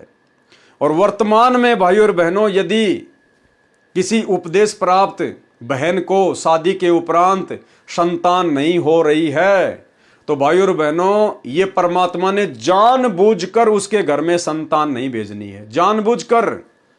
हो सकता है उस बहन के भाग्य में संतान थी, लेकिन सतगुरु रामपाल जी ने वर्तमान में इस कलयुग की पिछली पीढ़ी में उसके आत्म कल्याण को ध्यान में रखते हुए जानबूझकर वो संस्कार काट दिया है, उसके भाग्य से संतान को हटा दिया है। तो ये आपके लिए सोने पे सुहागा है। यदि आप संत रामपाल जी के उपदेशी भगत हैं और आपके घर में यदि संतान उत्पन्न नहीं हो रही है, तो संतान प्राप्ति का अन्य कोई भी तरीका ना अपनाएं, जो तरीका ज्ञानहीनता में ये जगत वाले भाई बहन अपनाते हैं। यदि सतगुरु रामपाल जी भगवान आपके परिवार में संतान भेजना उचित समझेंगे, और यदि आपके भाग्य में संतान नहीं है तो भी गुरु जी भेज देंगे, और यदि आपके घर में संतान भेजना गुरुदेव उचित नहीं समझेंगे, और यदि आपके भाग्य में संतान है तो परमात्मा उसको कैंसिल कर देंगे। इसलिए भगत भाई बहन अपनी तरफ से किसी भी प्रकार का कोई भी अनैतिक तरीका संतान प्राप्ति का ना अपनाएं, और परमेश्वर की रजा में राजी रहें। जो राखूं त्यों ही रहूं हमरा के चारा, और खाने जाद खरीद हूं गुलाम तुम्हारा। क्योंकि इस कलयुग की पिछली पीढ़ी में भक्ति यदि हम सही कर रहे हैं तो भाई और बहनों फिर हमारी मर्जी नहीं चलेगी, सतगुरु की मर्जी चलेगी। और यदि अपने कर्म फोड़ने हैं फिर चाहे कितने फोड़ लीजिए, फिर परमात्मा किसी भी प्रकार का कोई भी सहयोग आपको नहीं करेगा। हो सकता है परमात्मा फिर आपकी जिद को देखते हुए आपको संतान भी दे देगा, लेकिन वो संतान फिर आगे चलकर आपके जीवन का झंकार बन जाएगी, आपके जीवन में आपके भविष्य में कांटे उत्पन्न कर देगी वो संतान, क्योंकि फिर आपका मोक्ष हो नहीं पाएगा। अब इस जन्म में तो अपना लाल खिला लेना, अपना बच्चा खिला लेना, अगले जन्म में फिर सूरी बना दी जाएगी, कुतिया बना दी जाएगी, फिर वो सारी इच्छा काल पूरी करेगा कि तेरे को पुत्र चाहिए था ना, पुत्रियां चाहिए थी ना, ले 10-10 12-12 सूरी बनाकर, कुतिया बनाकर। तो भाई और बहनों, फालतू का पंगा मोल मत लेना, जैसा परमात्मा रखे वो परमात्मा का प्रसाद समझकर ग्रहण कर लीजिएगा। उसकी यह दयनीय दशा देखकर नीरू ने कहा, हे नीमा, अपनी किस्मत में संतान होती तो प्रभु शंकर कभी के संतान दे देते। आप रो रो कर अपनी आंखें खराब कर लोगी, मिलना वही है जो भाग्य में लिखा है। ये कहकर अपनी धोती से उसके आंसू पोंछे। सरोवर पर आने के पश्चात पहले नीमा ने स्नान किया, क्योंकि तब तक अंधेरा था। उसके पश्चात नीरू ने स्नान के लिए तालाब में प्रवेश किया।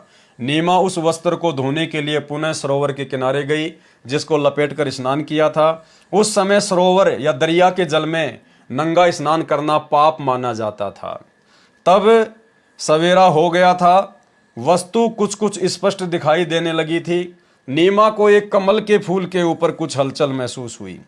ध्यानपूर्वक देखने से पता चला कि एक नवजात शिशु पंकज पर विराजमान है, यानी कमल के फूल पर विराजमान है। एक पैर का अंगूठा अपने मुख में चूस रहा है और एक को चला रहा है।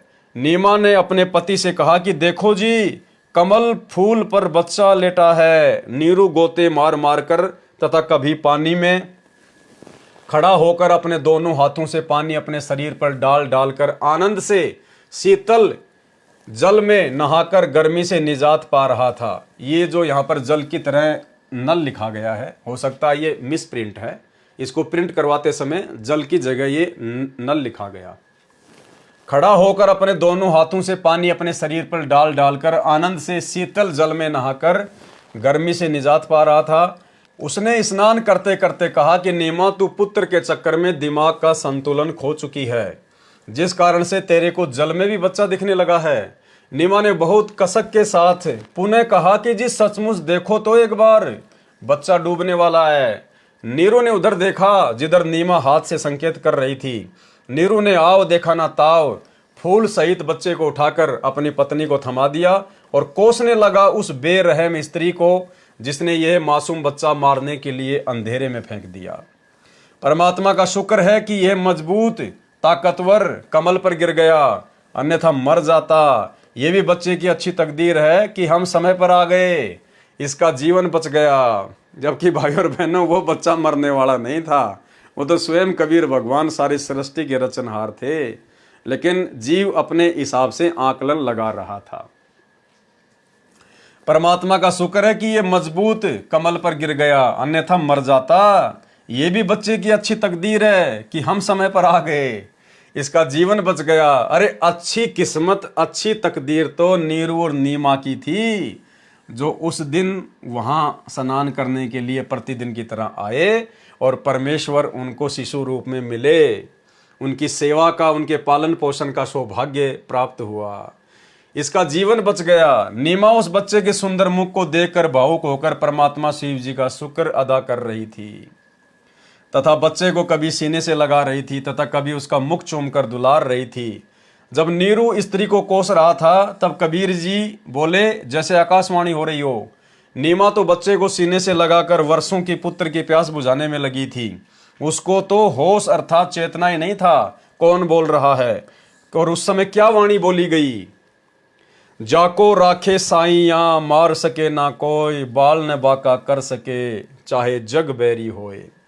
हम ही अलग अल्लाह हैं, हमरा अमर शरीर, अमर लोक से चलकर आए काटन जम की जंजीर। भाई और बहनों, गुरुदेव भगवान ने लिखा है कि जिस समय नीरू उस बच्चे को उठाकर नीमा को दे रहा था और नीमा उस बच्चे को लेकर उसके मुख को देखकर खुशी जाहिर कर रही थी, उसको चूम रही थी, अपने होश खो बैठी थी, उसी समय कबीर परमेश्वर जी ने ऊपर से आकाशवाणी की और ये दो वाणियां बोली, जाको राखे साइया मार सके ना कोई, बाल न बाका कर सके चाहे जग बैरी होए। हम ही अलग अल्लाह हैं, हमरा अमर शरीर, अमर लोक से चलकर आए काटन जम की जंजीर। ये कौन से शास्त्र में लिखा हुआ है? क्या आज तक किसी ने बताया कि जिस समय नीरू और नीमा को शिशु रूप में कबीर परमात्मा प्राप्त हुए उस समय आकाशवाणी हुई थी? क्या किसी ने सुनी थी? क्या किसी ने नोट कर लिया था उस समय? भाई और बहनों, कौन बता सकता है ये बात कि उस समय क्या घटना घटित हुई थी, कौन सी वाणियां बोली गई थी, क्या आकाशवाणी हुई थी? स्वयं कबीर भगवान ही बता सकता है, जिन्होंने उस समय ये अमर वाणियां बोली। तो सतगुरु रामपाल जी जो आज लिख रहे हैं अपने कर कमल से, तो कौन हुए सतगुरु रामपाल जी? स्वयं कबीर भगवान उस समय शिशु रूप में। यही सतगुरु रामपाल जी भगवान नीरू नीमा को प्राप्त हुए थे और इन्हीं सतगुरु रामपाल जी परमेश्वर जी ने उस समय आकाशवाणी के माध्यम से ये दो वाणियां बोली थी। तो ये संकेत किया है गुरुदेव भगवान ने ये दो वाणियां लिखकर अपने विषय में कि भाई अपने गुरु को कोई सामान्य व्यक्ति समझने का प्रयास ना करना, ये मूर्खता ना कर देना। वर्तमान में हमें इसी प्रकार के जगह जगह संकेत मिलेंगे भाई और बहनों, कबीर सागर के सरलार्थ में जगह जगह आने वाले समय में और भी गहरे गहरे संकेत।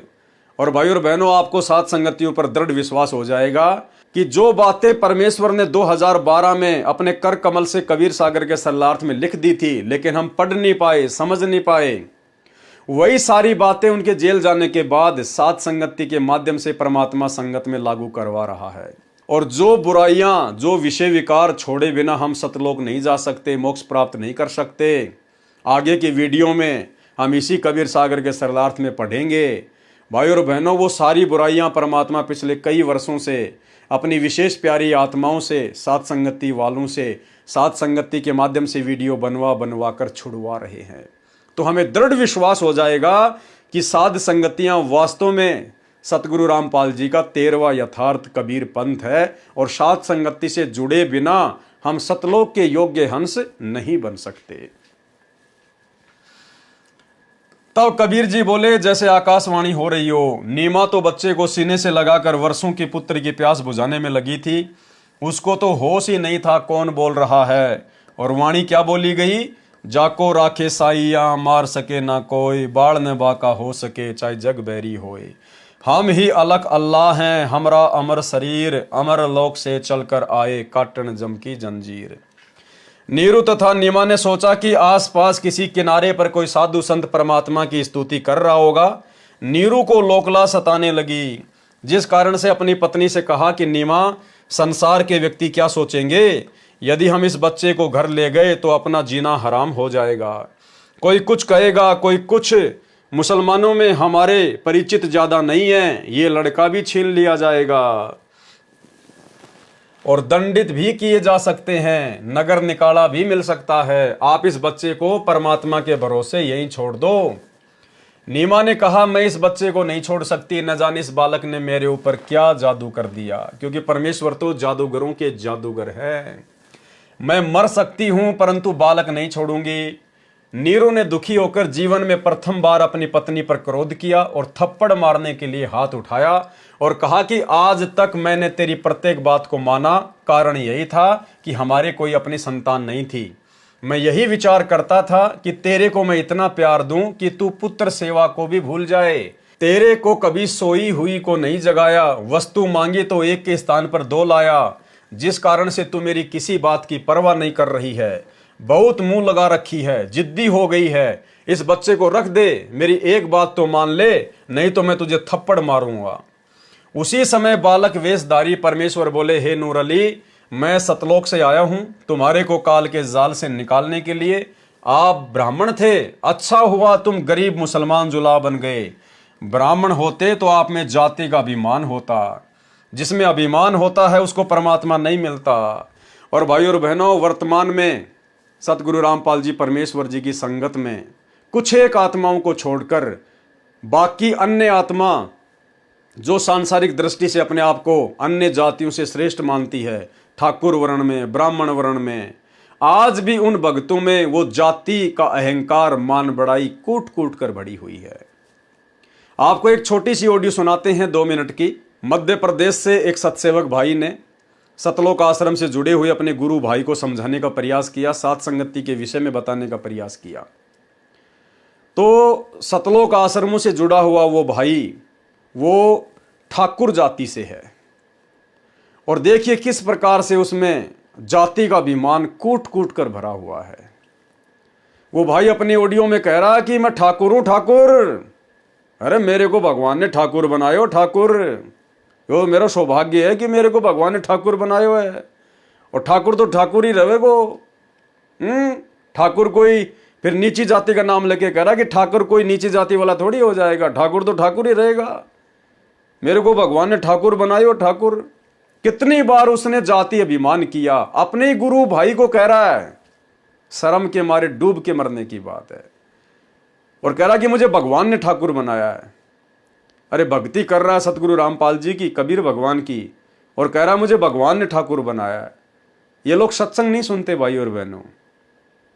ये जातियां कबीर परमात्मा ने नहीं बनाई, ये जातियां नकली भगवान ने बनाई है, इस काल ने बनाई है हमारे को उलझाए रखने के लिए, हमारे अंदर अभिमान और मान बड़ाई पैदा करने के लिए।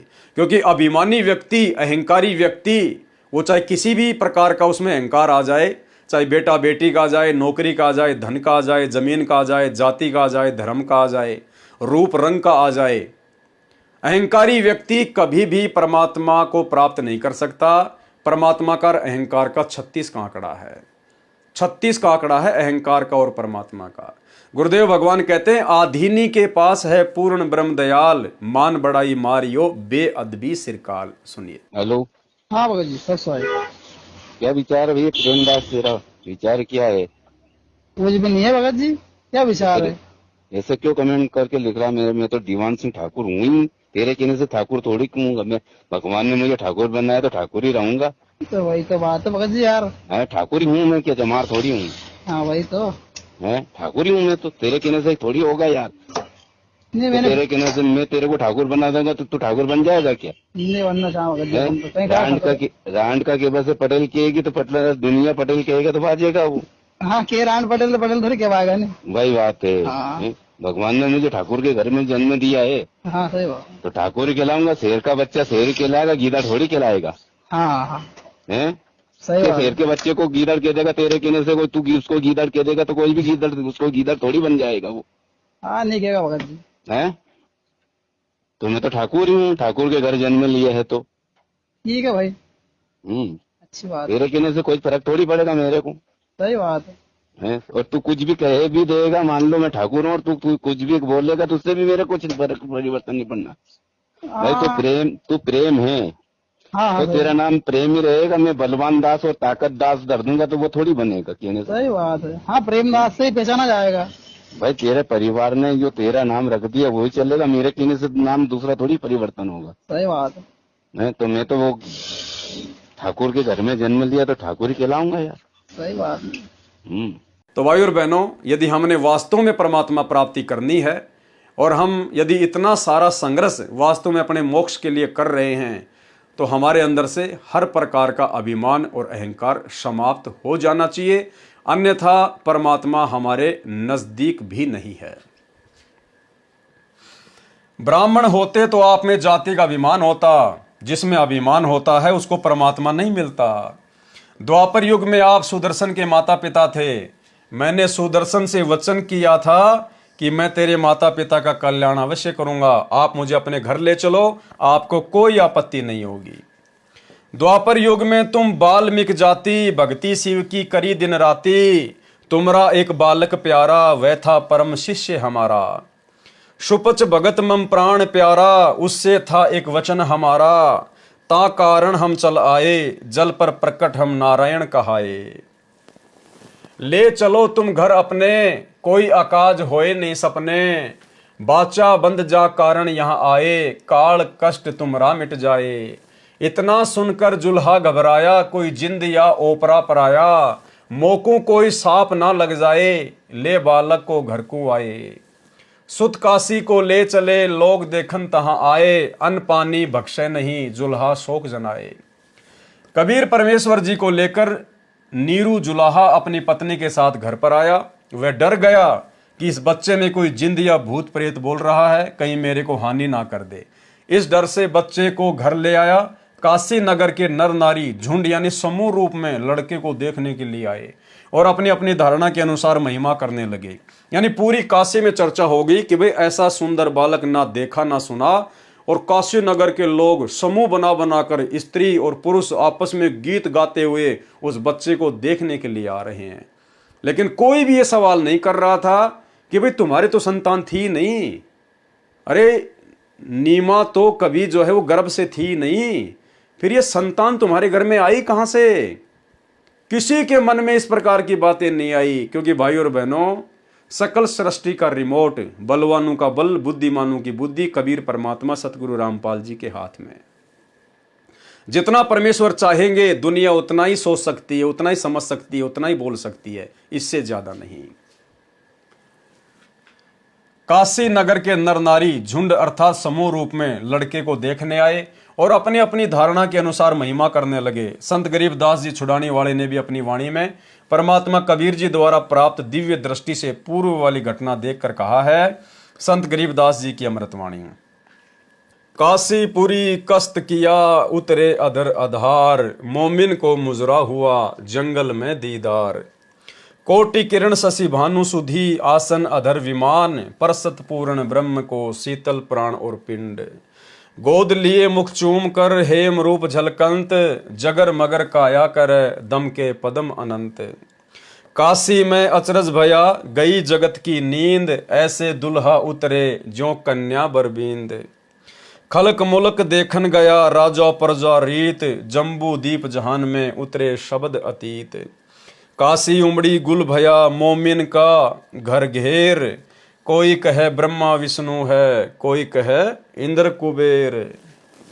कोई कहे वरुण धर्मराय है, कोई कोई कहत ईश। 16 कला शुभान गति, कोई कहत जगदीश। दुनी यानी दुनिया कहे ये देव है, देव कहे यह ईश, ईश कहे परब्रह्म है, पूर्ण विश्व बीस। कोई कहे छल है ईश्वर नहीं, कोई किन्नर कहाए, कोई कहे गण ईश का ज्यों ज्यों मात रिसाए। दूध ना पीवे ना अन्न बखे, नहीं पलने झूलंत, अधर आसन ध्यान में कमल कला फूलंत। शिव उतरे शिवपुरी से अवगत बदन विनोद, महके कमल खुशी भया लिया ईश को गोद। नजर नजर से मिल गई किया ईश प्रणाम, धन्य मोमिन धन्य पूर्णा, धन्य काशी निकाम। 7 बार चर्चा करी बोले बालक बहनों, शिव कर मस्तक धरया लिया मोमिन कवारी धेनु। अन्न ब्यावर को दूहत है दूध दिया तत्काल, पीवे बालक ब्रह्म गति तहां शिव भय दयाल। कबीर सागर के ज्ञान सागर के पेज नंबर 74 पर। सुत काशी को ले चले लोग देखन तहां आए, अन्न पानी भके नहीं जुल्हा शोक मनाए। तब जुल्हा मन कीन तिवाना, रामानंद सो कहा उत्पाना। मैं सुत पायो बड़ा गुणवंता, कारण कौन भखे नहीं संता। रामानंद ध्यान तब धारा, जुल्हा से तब वचन उचारा। पूर्व जन्म ते ब्राह्मण जाति, हरि सेवा की नी बलि बाती। कछु सेवा तुम हरि की चूका, ताते भयो जुल्हा का रूपा। प्रति प्रभु कह तोरी मान लीन्या, ताते उधान में सुत तो दीन्या। नीरू वचन हे प्रभु जस की न्यो तस पायो, आरत हो तब दर्शन आयो। सो कहिए उपाय गुसाई, बालक सुधावंत कछु साई। रामानंद अस युक्ति विचारा, तव सुत कोई ज्ञानी अवतारा। बछिया जाही बैल नहीं लागा, सो लाई डठ करो ते ही आगे। दूध चले ते थन ते दूध ही धर्यो छिपाई, सुधावंत जब होवे तब ही दियो पिलाई। चौपाई। जुल्हा एक बछिया ले आवा, चलो दूध कोई मरम न पावा। चलो दूध जुल्हा हरसाना, राखो छिपाई काऊ नहीं जाना। पीवत दूध बाल कबीरा, खेलत संतों संग जो मत धीरा। ज्ञान सागर पेज नंबर 73 पर चौपाई। भगवान शंकर तथा कबीर बालक की चर्चा। नोट, यह प्रकरण अधूरा लिखा है, फिर भी समझने के लिए मेरे ऊपर कृपया है। परमेश्वर कबीर जी की पहले ये वाणी पढ़ें जो ज्ञान सागर के पेज नंबर 73 पर लिखी है, फिर अंत में सार ज्ञान ये दास रामपाल दास बताएगा। यानी वास्तव में क्या घटना घटी थी, ये सारी जानकारी गुरुदेव भगवान फिर वास्तविक लिखेंगे। चौपाई। घर नहीं रहो पुरुष और नारी, मैं शिव सो अस वचन उचारी। आन के बार बदत हो योग, आपन नार करत हो भोग। जो वाणी कोष्टक में लिखी है वे वाणी पहले ज्ञान सागर में नहीं लिखी गई हैं। यानी ये जितने भी कोष्टक लगे हुए हैं जिन जिन वाणियों के आगे, ये पहले ज्ञान सागर में नहीं थी, सतगुरु रामपाल जी परमेश्वर जी ने लिखी हैं वास्तविक। ऐसा भरम जाल फैलाया, परम पुरुष का नाम मिटाया। काशी मरे तो जन्म न होई, स्वर्ग में बास तास का सोई। मगहर मरे सो गधा जन्म पावा, काशी मरे तो मोक्ष करावा। और पुनः तुम सब जग ठग राख्या, काशी मरे हो अमर तुम भाख्या। जब शंकर होए तब काला, ब्रह्मांड 21 हो बेहाला। तुम मरो और जन्म उठाओ, औरन को कैसे अमर कराओ। सुनो शंकर एक बात हमारी, एक मंगाओ धेनु कंवारी। साथ कोरा घट मंगवाओ, बछिया के पीठ हाथ फिराओ। दूध चलेगा थनते भाई, रुक जाएगा बर्तन भर जाई। सुनो बात देवी के पूता, यानी हे दुर्गा जी के बेटे, शंकर को कह रहे हैं परमात्मा, सुनो बात देवी के पूता, हम आए जग जगावन सूता, हम इस सोई हुई दुनिया को जगाने के लिए आए हैं। पूर्ण पुरुष ज्ञान बताऊं, दिव्य मंत्र दे अमर लोक पहुंचाऊं, तब तक नीरू जुल्हा आया, रामानंद ने जो समझाया। रामानंद की बात लागी खारी, दूध देवेगी गाय कंवारी। तब शंकर पंडित रूप में बोले, कंवारी धनु लाओ तोले, साथ कोरा घड़ा भी लाना, ताश में धेनु दूधा भराना। तब जुल्हा बछिया और बर्तन लाया, शंकर गाय पीठ हाथ लगाया। दूध दिया बछिया कंवारी, पिया कबीर बालक लीलाधारी। नीरू नीमा बहुते हरसाई, पंडित शिव स्तुति गाई। कह शंकर ये बालक नाही, इनकी महिमा कही न जाई। मस्तक रेख देख मैं बोलूं, इनकी समतुल काहे को तोलूं। ऐसा नक्षत्र देखा नाही, घूम लिया मैं सब जग ठाही। इतना कहा तब शंकर देवा, कबीर कहें बस कर भेवा। यानी जब शंकर ने इतनी बातें बोली तो कबीर परमेश्वर ने कहा कि बस रहने दे, अब ज्यादा महिमा और ना कर। मेरा मरम न जाने कोई, चाहे ज्योति निरंजन होई। हम हैं अमर पुरुष अवतारा, भव से जीव उतारूं पारा। इतना सुन चले शंकर देवा, नीरू शीश चरण धर की नीरू नीमा सेवा। हे स्वामी मम भिक्षा लीजे, सब अपराध क्षमा कीजे। कह शंकर हम नाही पंडित भिखारी, हम हैं शंकर त्रिपुरारी। साधु संत को भोजन कराना, तुम्हारे घर आए रहमाना। ज्ञान सुन शंकर लजा आई, अद्भुत ज्ञान सुन सिर चकराई। ऐसा निर्मल ज्ञान अनोखा, सचमुच हमार है नहीं मोखा। कबीर सागर अध्याय समसम वेद बोध, पेज नंबर 132 से 134 तक परमेश्वर कबीर जी की प्रकट होने वाली वाणी है, परंतु इसमें भी कुछ गड़बड़ कर रखी है। कहा है कि जुलाहा नीरू अपनी पत्नी का गोना, यानी विवाह के बाद प्रथम बार अपनी पत्नी को उसके घर से लाने को गोना अर्थात मुकलावा कहते हैं। ये गलत है। जिस समय परमात्मा कबीर जी नीरू को मिले उस समय उनकी आयु लगभग 50 वर्ष की थी। विचार करें, गोने से आते समय कोई बालक मिल जाए तो कोई अपने घर नहीं रखता। वह पहले गांव तथा सरकार को बताता है, फिर उसको किसी निसंतान को दिया जाता है, यदि कोई लेना चाहे तो, नहीं तो राजा उसको बाल गृह में रखता है या अनाथ आलय में छोड़ते हैं। नीमा ने तो बच्चे को छोड़ना ही नहीं चाहा था। फिर भी जो सच्चाई वह है ही, हमने परमात्मा पाना है।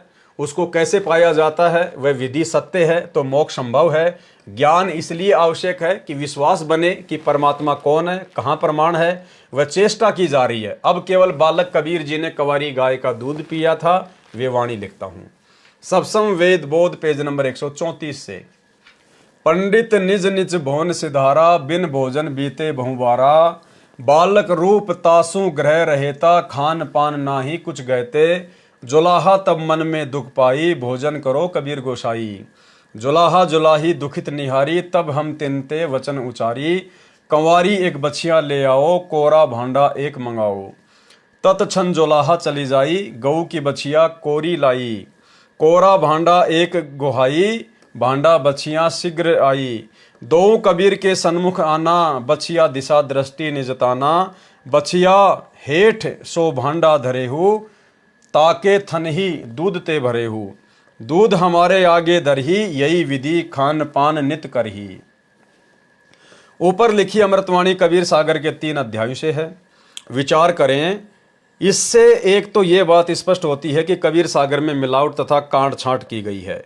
दूसरी यह स्पष्ट होती है कि ग्रंथ में मिलावट है। जैसे कबीर सागर में प्रकरण है वह संत गरीबदास जी की वाणी में भी है, तो संत गरीबदास जी द्वारा यथार्थ ज्ञान बताया गया है, इसलिए कबीर सागर के ज्ञान का नाश कर रखा है। अब यह दास रामपाल दास यथार्थ ज्ञान आपके रूबरू कर रहा है। कथा प्रसंग है कि कंवारी गाय के दूध से परमेश्वर कबीर जी की परवरिश हुई थी। यह सत्य है तथा सत्य प्रकरण क्या है, शेष कथा सुनाता हूं। जैसा कि सवसम वेद बोध के पेज नंबर 132 से 134 तक के प्रकरण में वाणी लिखी है, जिनमें दर्शाया गया है कि इस जन्म में नीरू नीमा जन्म से जुलाए थे। यानी कबीर सागर में कांट छांट करके धर्मदास की गुरु गद्दी वालों ने लिख दिया कि नीरू नीमा तो जन्म से ही जुलाहे थे, इससे पहले जन्म में पंडित थे। वास्तविकता यह है कि उस जन्म में भी पंडित थे। जिस जन्म में परमेश्वर काशी में लहर तारा तालाब में कमल के फूल पर मिले थे, और उससे पूर्व जन्म में भी ब्राह्मण थे। उस जन्म में जिसमें परमेश्वर जी लहर तारा तालाब पर मिले थे, उसमें वे ब्राह्मण कुल में जन्मे थे, बाद में जबरन मुसलमान बनाए गए थे। यदि जन्म जात मुसलमान होते तो भगवान शंकर किस लिए प्रकट होते? यानी भाई और बहनों, संकेत किया परमात्मा ने कि ये देवी देवता भी ये जातियों वातियों के चक्कर में पड़े हुए हैं, ये देवी देवता भी हिंदू मुसलमानों के चक्कर में पड़े हुए हैं। यहाँ 21 ब्रह्मांड का सारा बखेड़ा है, ये सारा का सारा। क्या कह रहे हैं परमात्मा? यदि नीरू नीमा जन्मजात मुसलमान होते तो भगवान शंकर किस लिए प्रकट होते? अगर नीरू नीमा वास्तव में मुसलमान होते उस जन्म में, तो भगवान शंकर प्रकट नहीं होता। वो तो ब्राह्मण ब्राह्मणी थी, इसलिए आके प्रकट हो गया। तो ये देवी देवता भी जात पात के चक्कर में पड़े हुए हैं भाई और बहनों। और इसी जात पात के चक्कर में देवताओं के राजा इंद्र ने त्रेता युग में श्री रामचंद्र जी से शंभुक का वध करवा दिया था। शंभुक जो कि नीची जाति में था, नीचे समाज से था, शूद्र समाज से था, और उसने घोर तप करना शुरू कर दिया। उसने घोर तप, ऊपर को पैर करके नीचे को सिर करके घोर तप करना शुरू कर दिया। किस लिए? कि मैं जो है स्वर्ग में जाऊंगा, मैं स्वर्ग में जाऊंगा। अब भाई और बहनों, इंद्र ने सोचा कि अगर ये शूद्र हमारे स्वर्ग में आ गया तो यहां पर हमारी बेइज्जती होगी, और इसको इसकी भक्ति के प्रतिफल में इसको सारी सुविधा देनी पड़ेगी। देवताओं के राजा इंद्र ने नारद से बातचीत करके नीचे भेजा नारद को। नारद ने उल्टी सीधी बातें लगा के और उसी रामचंद्र जी की नगरी में एक ब्राह्मण के पुत्र की अकाल मृत्यु हो गई। और वो दोष लगा दिया गया शंभु के ऊपर कि राजन, तुम्हारी नगरी में वेदों के विपरीत, शास्त्रों के विपरीत कि जो शूद्र हैं उनको जो है भक्ति करने का अधिकार नहीं, उनको तप करने का अधिकार नहीं। तुम्हारी नगरी में वेद विरुद्ध कार्य हो रहा है, जिस कारण से एक ब्राह्मण के पुत्र की मृत्यु हो गई है। श्री रामचंद्र जी को बहका के, भ्रमित करके और शंभु का वध करवा दिया। तो भाई और बहनों, ये जाति पाति पूरे 21 ब्रह्मांड में इसी प्रकार से कीचड़ की तरह है। यदि जन्म जात मुसलमान होते तो भगवान शंकर किस लिए प्रकट होते? यानी सतगुरु रामपाल जी भगवान ने संकेत कर दिया कि 21 ब्रह्मांड में सब के सब जीव हैं। सबकी सोच इस काल ने गंदी कर रखी है। सब लोग जाति पाति धर्म के झंझट में उलझे हुए हैं। सवसम वेदबोध पेज नंबर 134 पर लिखा है कि पंडित बालक कबीर का नाम रखने आए। यदि जन्म जात मुसलमान जुलाहा नीरू होता तो ब्राह्मण किस लिए नामांकन करने आते? वास्तविकता यह है कि गौरी शंकर ब्राह्मण को मुसलमान बनाकर नीरू नाम रखा था। काजी और मुल्ला दोनों नामांकन करने आए थे। वास्तविकता अब पढ़े निम्न लेख में। कबीर बालक ने 25 दिन तक कुछ भी आहार नहीं किया, पानी तक नहीं पिया। वेदों में प्रमाण है कि परमात्मा ऊपर के लोक से आकर जब जमीन पर प्रकट होता है, शिशु रूपधारी परमात्मा की परवरिश यानी पोषण कवारी गायों के दूध से होती है। और वो कवारी गायों में दूध कहाँ से आता है? सत्य लोक से, परमात्मा की शक्ति से। प्रमाण ऋग्वेद मंडल नंबर 9 सूक्त 1 मंत्र 9 में है। जिस समय अमर पुरुष जी शिशु रूप में पृथ्वी के ऊपर प्रकट होते हैं तो उनकी पोषण की लीला कवारी गायों द्वारा होती है। आप जिन्हें ऊपर यानी कबीर सागर के अध्यायों ज्ञान सागर पृष्ठ 74, कबीर चरित्र बोध पेज नंबर 1794 से 1796 तक अंकित है, तथा सवसम वेद बोध पृष्ठ 134 पर लिखा वर्णन पढ़ा, जो लगभग विक्रमी संवत 1550 यानी सन 1497 में बांधवगढ़ वाले सेठ धनी धर्मदास जी ने लिखा था। यही प्रमाण वेदों में लिखा है। इससे यह भी प्रमाणित होता है कि कबीर जुलाहा ही वह पूर्ण परमात्मा है जिसकी महिमा वेदों में लिखी है, और वह परमेश्वर कबीर जी के ऊपर खरी उतरती है। इनके अतिरिक्त विश्व में किसी भी महापुरुष पर या जिनको परमात्मा मानकर पूजा करते हैं श्री रामचंद्र जी तथा श्री कृष्ण चंद्र जी पर वेदों में लिखी पहचान खरी नहीं उतरती। कबीर सागर के उपरोक्त अध्यायों में प्रसंग छोड़ा गया है, कुछ जोड़ा गया है, जिस कारण से परमेश्वर कबीर जी की महिमा संपूर्ण वर्णित नहीं है। चौपाइयों तथा दोहों साखियों में किया वर्णन प्रत्येक व्यक्ति समझ नहीं सकता। उसका विस्तृत ज्ञान आप अध्याय कबीर चरित्र बोध के सारांश में पेज नंबर 517 से 573 में कबीर जी का कलयुग में प्राकाट्य में पढ़ें। अनुराग सागर पवित्र कबीर सागर का तीसरा अध्याय है। इसका अधिकतर प्रकरण अध्याय ज्ञान प्रकाश में लिखा गया है, जो सृष्टि रचना से संबंधित है। पेज नंबर 12 से 67 तक तथा इससे आगे परमेश्वर कबीर जी का 3 युगों में प्रकट होने वाला प्रकरण है। ये भी इसी पुस्तक के ज्ञान प्रकाश बोध के सारांश में लिखा है। यहाँ लिखना व्यर्थ विस्तार करना है, पाठक जन वहीं से ज्ञान ग्रहण करें। अनुराग सागर में कुछ त्रुटियां हैं, उनका विवरण भी ज्ञान प्रकाश अध्याय के सारांश में लिखा गया है। तो भाई और बहनों, सतगुरु रामपाल जी परमेश्वर जी के आशीर्वाद से कबीर सागर के सरलार्थ में आज हम केवल इतना ही लेंगे, क्योंकि धीरे धीरे हम आगे बढ़ेंगे भाई बहन, क्योंकि हमें फिर अपनी भक्ति भी करनी होती है, तीनों समय की आरती भी करनी होती है, सुमरण भी करना होता है, सत्संग भी सुनना होता है, अन्य भी परमात्मा की सेवा होती है, गुरुदेव को भोग लगाना होता है। तो धीरे धीरे जिस प्रकार से परमात्मा हमें बढ़ाएंगे उसी प्रकार से धीरे धीरे हम आगे बढ़ते जाएंगे। और परमेश्वर के कर कमल से लिखित होने के कारण इनको पढ़ने सुनने देखने मात्र से भी हम ढेर सारे पुण्य के भागी हो रहे हैं। सूक्ष्म रूप में हमारे भक्ति अकाउंट में ये भक्ति धन जमा होता जा रहा है। भाई और बहनों, आगे के वीडियो में, आगे जब वीडियो बनेंगे कबीर सागर के सरलार्थ पर, तो भाई और बहनों बहुत ही गहरे गहरे गूढ़ रहस्य हैं। और जब तक हम उन समस्त बातों को, जो बातें गुरुदेव ने इस पवित्र कबीर सागर के सरलार्थ में आप और हमारे लिए लिखी हैं, यदि हम उन सभी बातों को अपने जीवन में लागू नहीं करेंगे, उन पर अमल नहीं करेंगे, भाई और बहनों, हम सतलोक के योग्य हंस नहीं बन सकते। तो बहुत सारी गुड बातें आप जियों को आने वाले दिनों में कबीर सागर के सरलार्थ में इसी प्रकार से वीडियो के माध्यम से देखने और सुनने को मिलेंगी। तो आज के वीडियो में केवल इतना ही। कल रात्रि 8 बजे फिर से लाइव जुड़िए। तब तक गुरुदेव भगवान हम सबको आज्ञा दें, इजाज़त दें, आशीर्वाद दें। बंदी छोड़ सतगुरु रामपाल जी भगवान की जय हो।